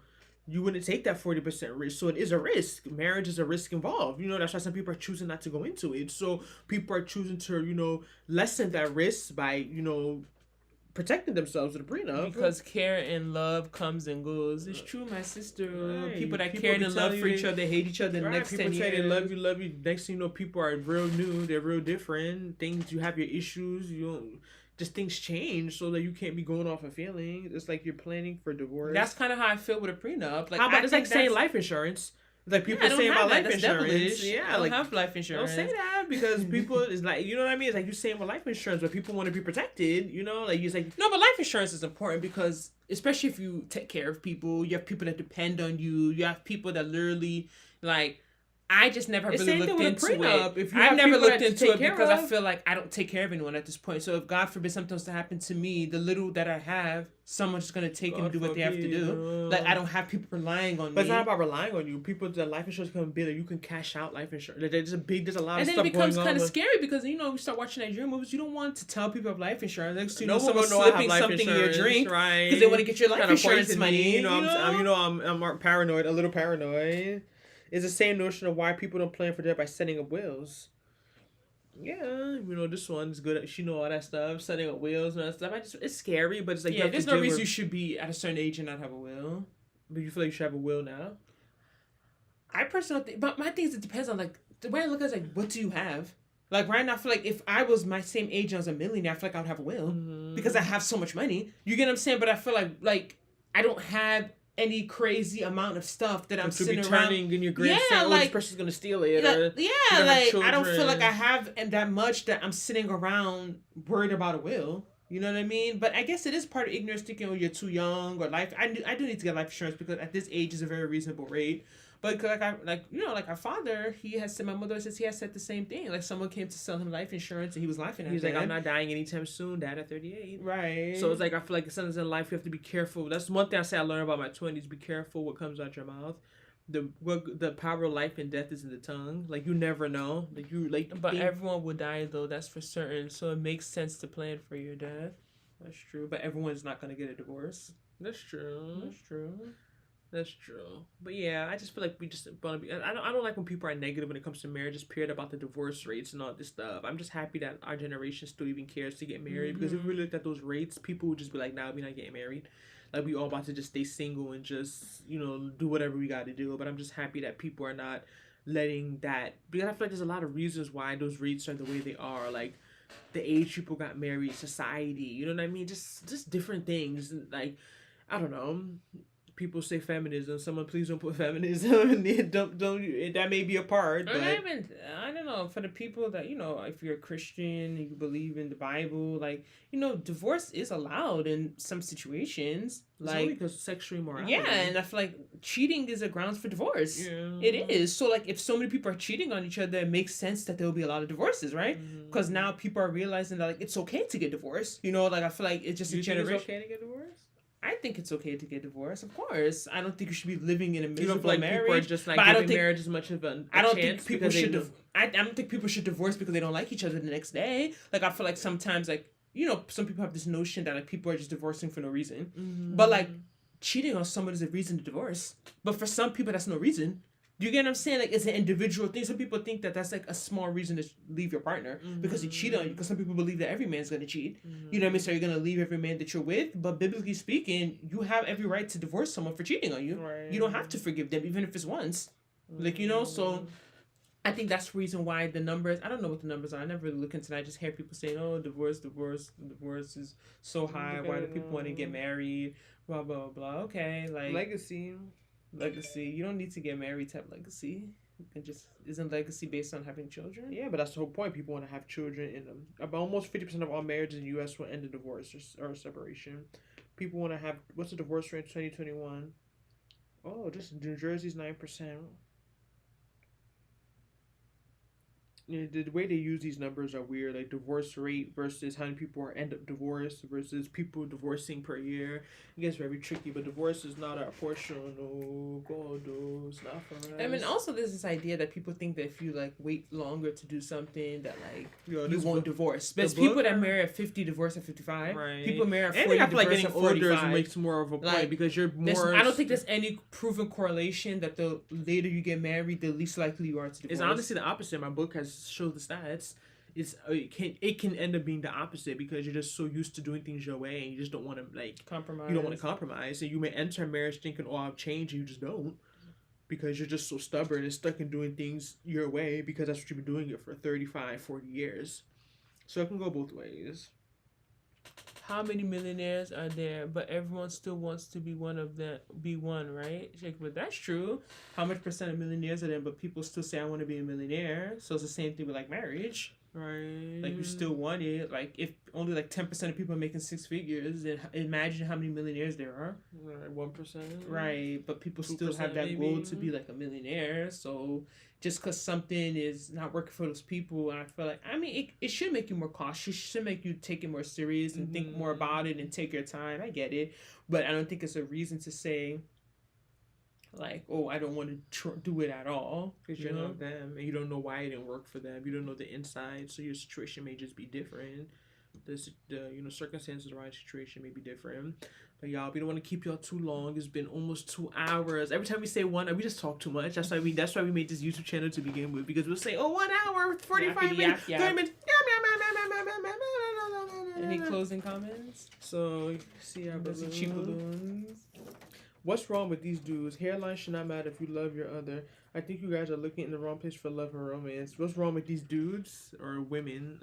I don't know. This Apex Cav. Yeah, hairline should matter. Same way a woman could just say size may not matter or a body may not matter, but there's men who won't date a girl without a butt. There's men who won't date a girl without breasts. There's men who won't date a girl who's not a certain height. There's men who won't date a girl at a certain weight. So it's not just women. It's men too. I've heard it. Like people have their preferences. You can't tell someone what should. To me, yeah, that's not what I'm looking for, because you could just shave it all off and go bald. But there's women who don't like bodies. Right. You know what I mean? Like that's not. They feel like they're dating their father. They feel like it's an old man they're with. You know. So like we have to be careful. We can't tell people, what they shouldn't or shouldn't want. Of course, I feel like a lot of times it's different. Like I said, difference between a preference and a standard. Preference is something you prefer. I prefer a man who's 6'2" and taller. Does a man have to be 6'2" or taller for me to date him? No. But that's my preference. If you bring me a guy who's 5'5", you bring me a guy who's 6'5", and they're the same guy, I'm going to pick the guy who's 6'5". But the guy who's 5'5", is nice, treats you well, and the guy who's 6'5" is a jerk, I'm more willing to deal with the guy who's 5'5", even though he's shorter. You know what I mean? Because I'm not going to deal with a jerk. I don't care how tall you are. You know what I mean? So that's the difference in a preference and a standard. A preference is what you would prefer in a perfect scenario. If all things are being equal, if you just have all the options, that's a preference, but it's not a deal breaker. It's not a non-negotiable. You must be this. Like Fernanda's saying, being a Christian is not a preference. It's a deal breaker. Right. Like it's not like, I just prefer him to be a Christian, but he can be an atheist. Like no, it's a standard. Like you have to be a Christian. There's nothing else. The conversation is ended. It's finished. And someone can't tell her she's wrong. Right. She has her reasons for why she feels like she needs to be with a Christian man. She wants to raise Christian children in the faith. Someone can come and tell her it shouldn't matter if he's a Christian, as long as he treats you well, whatever he is. Right. Even if you worship rocks in the morning, just date him because he's a good. You can't. There's a reason, because those things you think are not important. Something like a hairline is more superficial, so I'm not going to compare it to that. But something like these things, people think, you can just manage it. You enter, you realize like these things are important. How we're going to raise our children. Right. When I'm praying, he's watching, he's playing PS5, I'm getting offended. I want to raise him. You know what I mean? Like, so people are different. People are really different. Men are not likely going to cheat, so one has to pray for a loving and respectful man. Men are not most likely going. Men are most likely going to be cheat. This is coming from a man. Yeah, you being honest. When we speak, they will say, "Oh, not all men," especially in that part of the world. I feel like it's something that's like almost. When I see, and I feel like some women don't care, they just like, as long as he's giving me what I want or what I need, I just close my eye. I think it's not even about the emotional part. That's people don't understand. Like, emotions are different. To me, it's about the health part. I'm just really paranoid. Like, so you sleeping around, people don't even use protection. These men go and get another woman pregnant. They go bring you something at home. Like, there's too many. If you know the diseases out there, we'll just be fasting and praying. Diseases that don't even have a name. There's too much stuff out there. So to me, it's not about, the late Tam said, would the lawyer for the company say get a prenup if you get married again? The lawyer for the company said get a prenup if you get married again.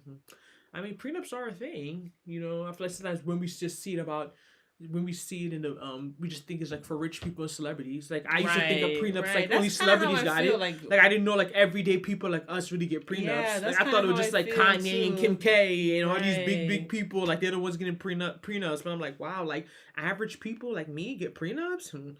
It's not even like there has to be a reason why they do it. Everyone's trying to protect themselves. Everyone's trying to lessen the risk. I get it.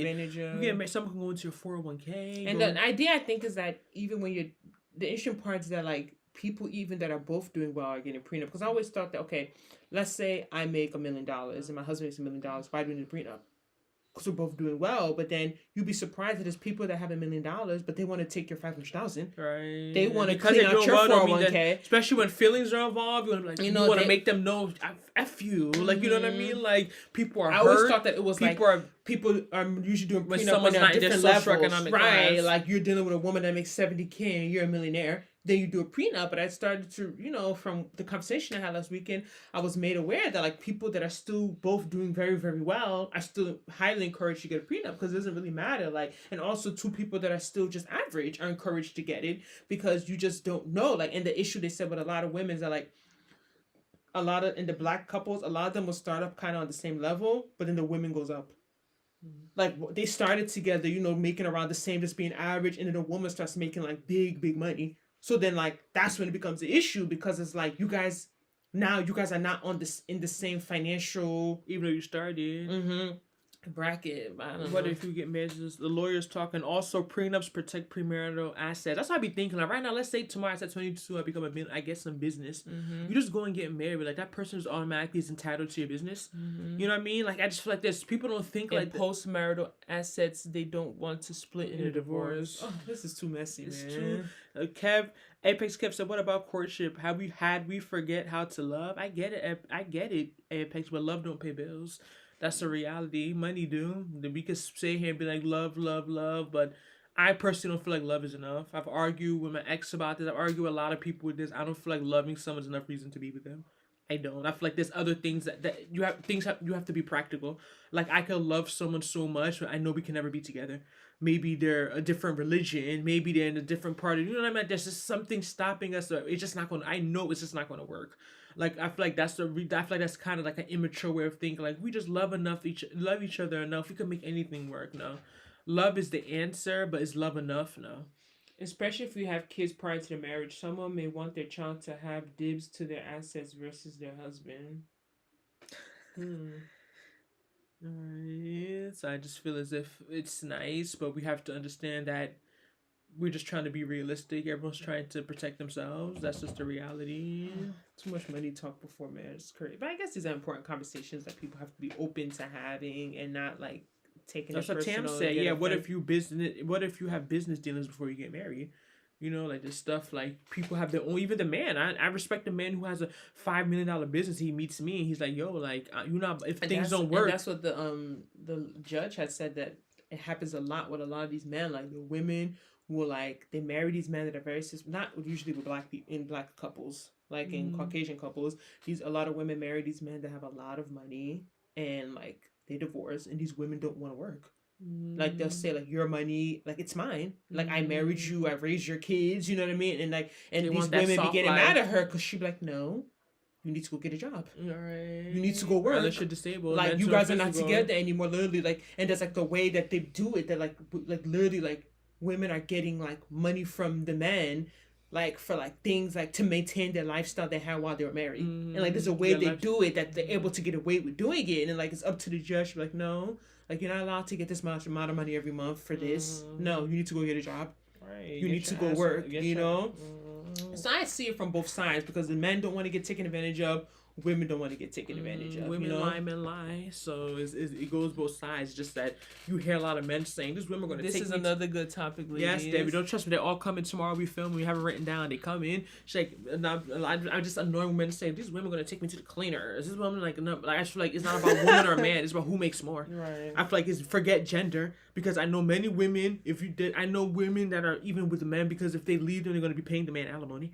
They're going to be paying the man part. They're going to be paying the man. The man's going to be taking most of their stuff. So it goes both ways. It's not about a man or woman. Yes, statistically, men make more than women. quote unquote, yes, men do make more than women because men work in fields that a lot of the fields they work in that are lucrative, women don't work in. Women are not traditionally plumbers, electricians, that women are not traditionally these jobs, these skilled laborers, besides like hairstylists and nails.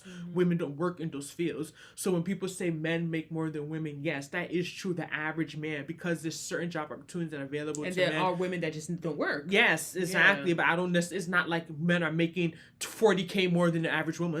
We're still making very similar salaries. Right. You know what I mean? Like it's not like men make more than women, but men are making 80. Average man makes 80K. Average woman makes 20K. Yep. There goes Nana asking strangers good analytical questions. Your for accents like, but alimony is not gender specific, right? No, Shaq, no, you're actually right. Like, it's not a gender thing. A lot of people just think about, it's alimony, I gotta pay the woman money because, she's the woman. It's not about gender. No. It's about who makes more money. If you're a man, a man could take me to the cleaners. Right. The man take women, trust me, the men take women. Why they say cleaners? Like, they empty you out. Yeah, but, like, what is the correlation with someone comment, why is the cleaners? They'll be like, she gonna take me to the cleaners. Yo, you're gonna have to build back up everything you lost. And the issue, too, is that, like, I think why a lot of men say that, because I've heard that personally, is that I guess maybe it's for a lot of men that are high earners, but they're dealing with women that who didn't work, right? Yeah, or so like making 20K a year, right? Or make 10K, like they never went to work. So like those women are gonna say that they need. There was a term to judge you. It's like they need money to survive. Like you have to pay her. There's some fee. The lawyers in the chat. Someone who didn't work 10 years. Yeah, there's like a fee you have to pay her because like she doesn't have a job. Like there's some term that she had used. Like a lot of women get away with it, but it's like I don't work. How do you expect me to take care of this child? Yeah, go get a job. The way every other woman has to go get a job, but you can't blame. You know that's not what they're used to. You know what I mean? That may have not been the terms of their marriage, right? You got married to her knowing that she didn't expect that type of life. She wanted soft life. You know what I mean? That's what she thought. She was gonna get soft life. Soft life. She thought she was gonna be, sit at home and being a housewife. So that's the type of life you know what I mean? It just gets very complicated, honestly. Tam said, "I'm an engineer and work with them. We all had to meet the lawyer and portfolio manager every 3 months. I'm an engineer and work with them. We all had to meet the lawyer and portfolio manager every 3 months. It's not easy, man. Like trust me. It's like I kind of get like." I just feel like who wants to go into marriage think like it just seems too like it's like when we talk about prenup, it makes it seem like you forget about the love. You know what I mean? It's almost like this is like a contract.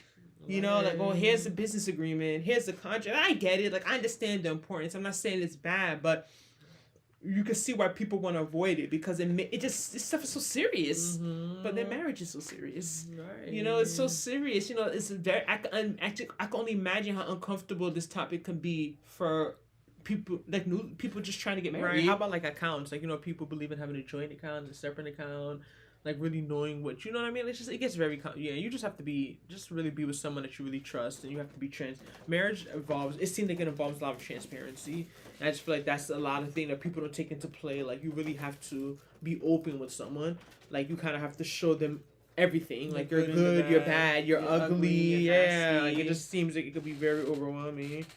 Are you sisters Igbo or Yoruba? We're Igbo. We're American, but African American, but our parents are Igbo. So you're Igbo. Like, what are you saying? But I'm just saying, people think like, I don't feel like. Let me even ask this question. Growing up, people would always ask where you're from, right? So I feel like when people ask where you're from, especially when you have a name and they feel like they hear like a little accent, they're kind of asking where were you born. You know what I mean? So I feel like people do assume like where you're from, like where were you born? Because the next question will be like, oh no, I'm from Nigeria. Oh, you were born there? I'm like, no, like I was born here. You know, be like, oh, okay. Like I feel like I don't know. I feel like I have to always explain like, yeah, my parents are from here. I'm Nigerian, but I was raised in America. Because it's like you're two things. Like I can't really say I'm Nigerian. American. Like that's not my experience. I didn't go to school in Nigeria, boarding school. I've never even had pounded yam. I don't eat what's that food that they eat? Pap. Like I'm not a Nigerian the way my mom is a Nigerian. You know what I mean? My experience is still different. Like I'm still very American at the same time. So like I'm not saying I'm very proud to be Nigerian. I'm not denouncing it, but it's just to give a more understanding of my upbringing. Like I'm Nigerian American. Like I'm both. Because that's like, to me, it's a difference. Trust me, like it's a big difference. Like I can't relate with, not to say I can't be friends with someone, but like my experience about Nigeria is very different than someone who was born or even just lived there. Very, very different. Let me see. Yep, these go into question. Hey, I spoke to a guy the other day. He said he will never marry for love again. For him, it's a business, and they both need to be on the same train. Okay, Tam. Hello. It's sad, but it's like when you see people that, especially when you've gone through it, like people who have gone in all googly eyed and like it didn't work. You don't blame them for trying, protect their assets. So, look, hello. My parents are Caribbean ancestors were Igbo and Akan. Oh, interesting. Igbo and Akan is Ghana, popular tribe in Ghana, right? I believe so. Interesting. Nigerian American, yes, Desiree. But other races don't say this.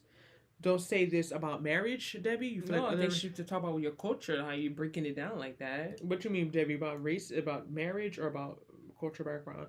I believe that most of the time, people just say they're Chinese and my mom, dad's from. I get it, but I just feel like when I see even people, let's say somebody be like, oh, I've seen people who are Chinese, be like, I'm from New York. I remember I met this Chinese guy. I gave him a vaccine. Yeah, I agree. I gave him a vaccination. I feel like it's weird to say my parents are this. Like, no. And I'm giving you an example. I used to vaccinate when I tell people, no, this is why I tell people say, where are you from? Because they hear the name, they claim I have an accent. I don't know what accent they're hearing.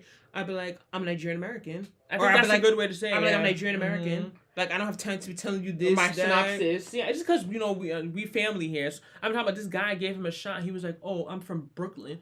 And I saw his name, and I'm like, I know at the end, I'm asking him, like, you're saying you're from Brooklyn? He's like, yeah.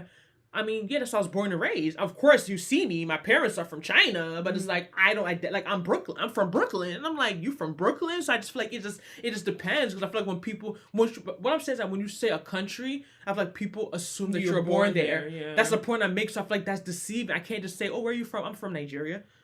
I wasn't born there. I wasn't raised there. Right. Like, that's not like I'm. You can't compare yourself to someone that was born or raised there. I've never even been there more than 2.5 weeks. Like, I am Nigerian. Don't get me wrong. I've been claiming Nigeria ever since I was born. Like, people were saying that, saying they're Jamaican, people like, all the Nigerians were saying they're Jamaican. Like, are you sure? Oh, you look just black. You look Caribbean. You look Jamaican. Mm-hmm. People used to ask us all the time, where are you from? Where are you from? Where are you from? So I'm not saying just I'm not trying to answer that just to be like, to avoid it. I'm just saying to give a better, I feel like it's deceived. It's not a full answer to just say I'm Nigerian. I just feel like that's not really accurate. Like, yeah, I'm from. I just like to. I usually just say, yeah, I'm from there. My parents are there, but I was raised here.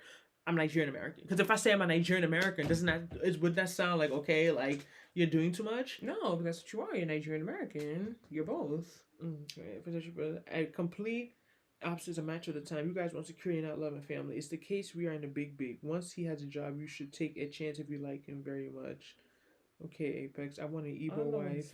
Yes, Corvus. Igbo. Africa. Black. Yes. All right. So 2 hours. Oh my god. Okay, we're gonna try and I don't know. I'm cold. I need to go wear my night clothing. It's like, all right. Thank y'all for rocking with us for our birthday. It means a lot to us. Then he said, I just say I'm Nigerian. No, we know what it is in the bio. Nigerian flag. Yeah, we know. I guess some people, Nigerian. I know we say Nigerian. People say, I'm saying, let's say who I'm speaking to, right? If I'm speaking to another Nigerian, I feel like they'll understand. Mm-hmm. Because they'll be able to hear my voice, understand that they mean like, okay, their parents and some Nigerians have told us, oh, you're not Nigerian. And Temple, you're not Nigerian. You weren't born there. You didn't go to school there. Anyways, those people they're annoying, but it's like, yeah. So I just feel as if it's not me just saying I'm Nigerian, because people start asking, oh, were you born there? When's the last time you been there? You lived there before? How long you stayed there? When did you come to America? They start asking this because I just feel like they just start asking these weird questions because they feel as if you're saying like you used to live there before. That's my whole point. They already know I'm American. How do they know you're American? Because the way you sound. Because I apparently I have an accent. All right. So maybe you have an accent too. People always, and then sometimes people ask you where you're from. You ask, like, are you telling me like New Jersey? Mm-hmm. That's like, you tell what state I'm from. Are you asking what country I'm from? Are you asking like what do you mean like where you're from? Like I feel like that could be a very packed question. Like there's a lot. That question is very vague. Like where am I from? But I get what y'all saying. I usually do just say Nigerian. I think it just depends who's asking me, right? That's what I said. If another Nigerian person asks me, I'll be like, yeah, I'm Nigerian too. And I feel like they'll understand, oh, you're born here, right? It's insulting sometimes when people are like, no, you just look black. Like, what does that mean? Mm-hmm. What does that mean that I don't look Nigerian? What are you saying? How do Nigerian people look? Like, how are Nigerian people supposed to look? Like, why are you saying... Nadine said, I live in America. Not everyone that lives in America is American. What are you saying right now? People are living in America. Our parents live in America. Do you hear them? Like, you could live in America and not be American. Unless we are talking about where we're born. done. I get what you're saying, but I just feel like, you know, America's so diverse, especially if you go to somewhere like New York, like this, like you could be in, yeah, you're in America, but like you're not American. You're just living in America. Like your identity, your cultural identity, you know, like where you identify with is not America. So I just feel as, yeah, I get it. I understand. I don't think saying you're Nigerian is wrong. Or saying you're Haitian is wrong. Or saying you're Jamaican. I don't think that going off default where your parents are from is wrong. I'm not saying that. What I'm saying is that I don't feel like it gives an accurate description of necessarily your cultural identity. They are American though. Come on, nah. Our parents are not American. Like, let's be real. Like, they've lived. I don't know how to explain it. Like, it's different. That's the point I'm making. It's different. Like, it's not the same. It's not the same. Like having it's like you saying you're the same Nigerian, like someone who's born and raised in Nigeria. You're not. Like, yeah, you both are saying you're Nigerian, but your Nigerian is different. For example, it's like, I don't know. Like, let's say tomorrow I go have my child in Japan. My child is not Japanese. Right.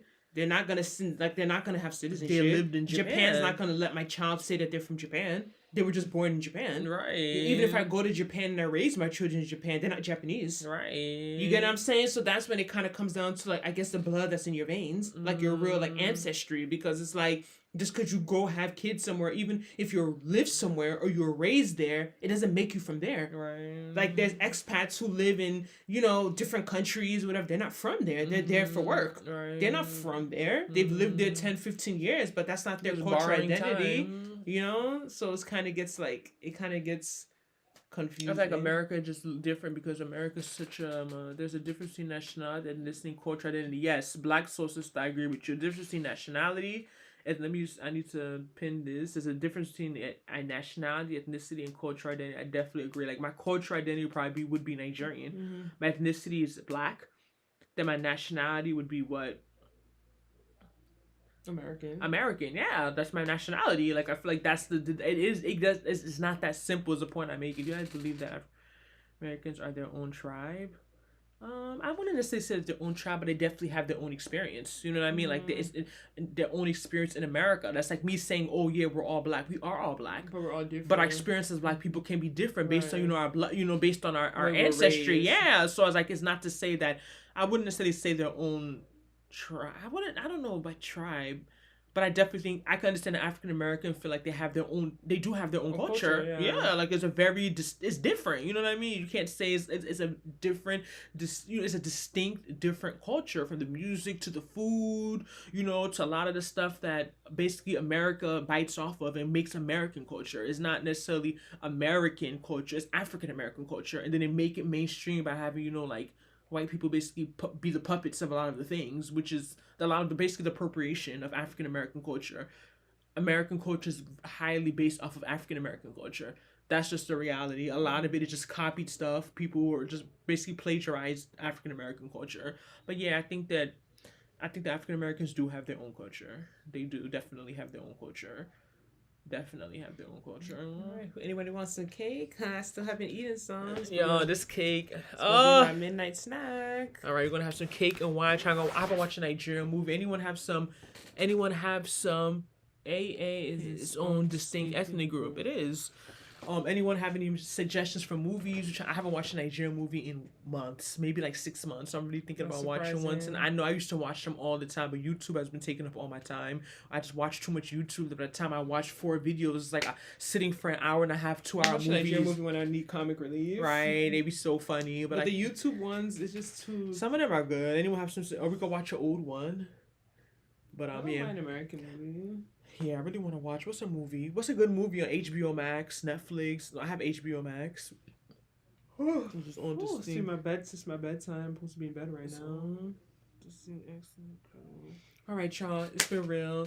Thank you for the birthday wishes. Don't forget, you can still super chat. Right. If the spirit is leading you, you want to bless us on our 30th birthday, you could press this $ at where it says chat publicly. On the right hand side, you click that $, whatever, 99 cents. Anything is not too small. We are grateful. We know, it's hard. We are still in a situation, you know what I mean? So we understand that, people are trying to make ends meet any way they can. But like, we thank you guys so much for rocking with us. Yeah, I like Netflix. Oh, I Netflix prefer has the some new Netflix African Nigerian movies. movies. What's the new Because he one says that they're came too out? Americanized. I don't want to watch no. I don't want to watch no like, Nigerian movie. You up here looking like you in Hollywood, like you know what I'm like. Have you watched that one? Have you ever watched It's the one with Odetula. What's her name? The one that. Oh, that one was really good. People said the one with Temi Odetula. No, I never watched it. I watched that. Like it came out like a year ago. I watched that. I feel like I like Netflix Nigerian movies. Like I like village movies. I like Nigerian movies when you in the village, like you see dirt, you see sand, and it's like, ta-da! Like everyone's acting. And I like Igbo movies. Like I like when they be speaking Igbo because they help. That's really helped me understand Igbo more when I started watching Nigerian movies. Yeah, that Lionheart was good. But yeah, I like real like. I like those movies you just wearing the wrapper tied to the side. No, I don't want you in the I'm village. tired of seeing movies where they're doing voodoo. I don't like those movies where they're doing those type of things. That's the issue with those. A lot of them don't have that though, but some village movies usually is always someone did a spell on someone. Then they go into the in front of the father's house and dig it out and pray, die, like pray it out. You know. I'm tired of that. But they're trying to get away with that. But thank you guys so much for rocking with us. It has not been easy. We appreciate y'all. Thank you so much for the super chats. Thank you so much for spending your time with us. Don't worry, we have content coming out. We want to show you guys more of our personality. I feel like that's another thing people say about YouTube is that sometimes you're afraid to be yourself because you're afraid how people receive it. So a lot of times people come on YouTube and they're a little too like serious, programmed and serious. Uptight. You know, you're gonna see the real us, okay? Whether we arguing, even with each other, you're going to see the real us. We're going to be, let you guys see how we roll. Or certain life when the wife can't get pregnant, she steals someone's baby. Or the wife can't get pregnant, she sleeps with her gate man. And tells the husband that that's his child. Yo, the movies then are he really finds out that when a child is 20 years old, and the gate man comes by looking for his son. Yo, you just hear these movies be wild. Like that's the thing when I jump within 5 minutes, I'm like, okay, I know how this is gonna end. That's why our cousins were saying that we're paranoid because we watch these movies. You know what's in these streets, right? I know what women y'all can do. Keep having y'all sisters come live with y'all. We good. All right. On that note, good night, everyone. Bye. Thank you so much. How do we end this? Finish.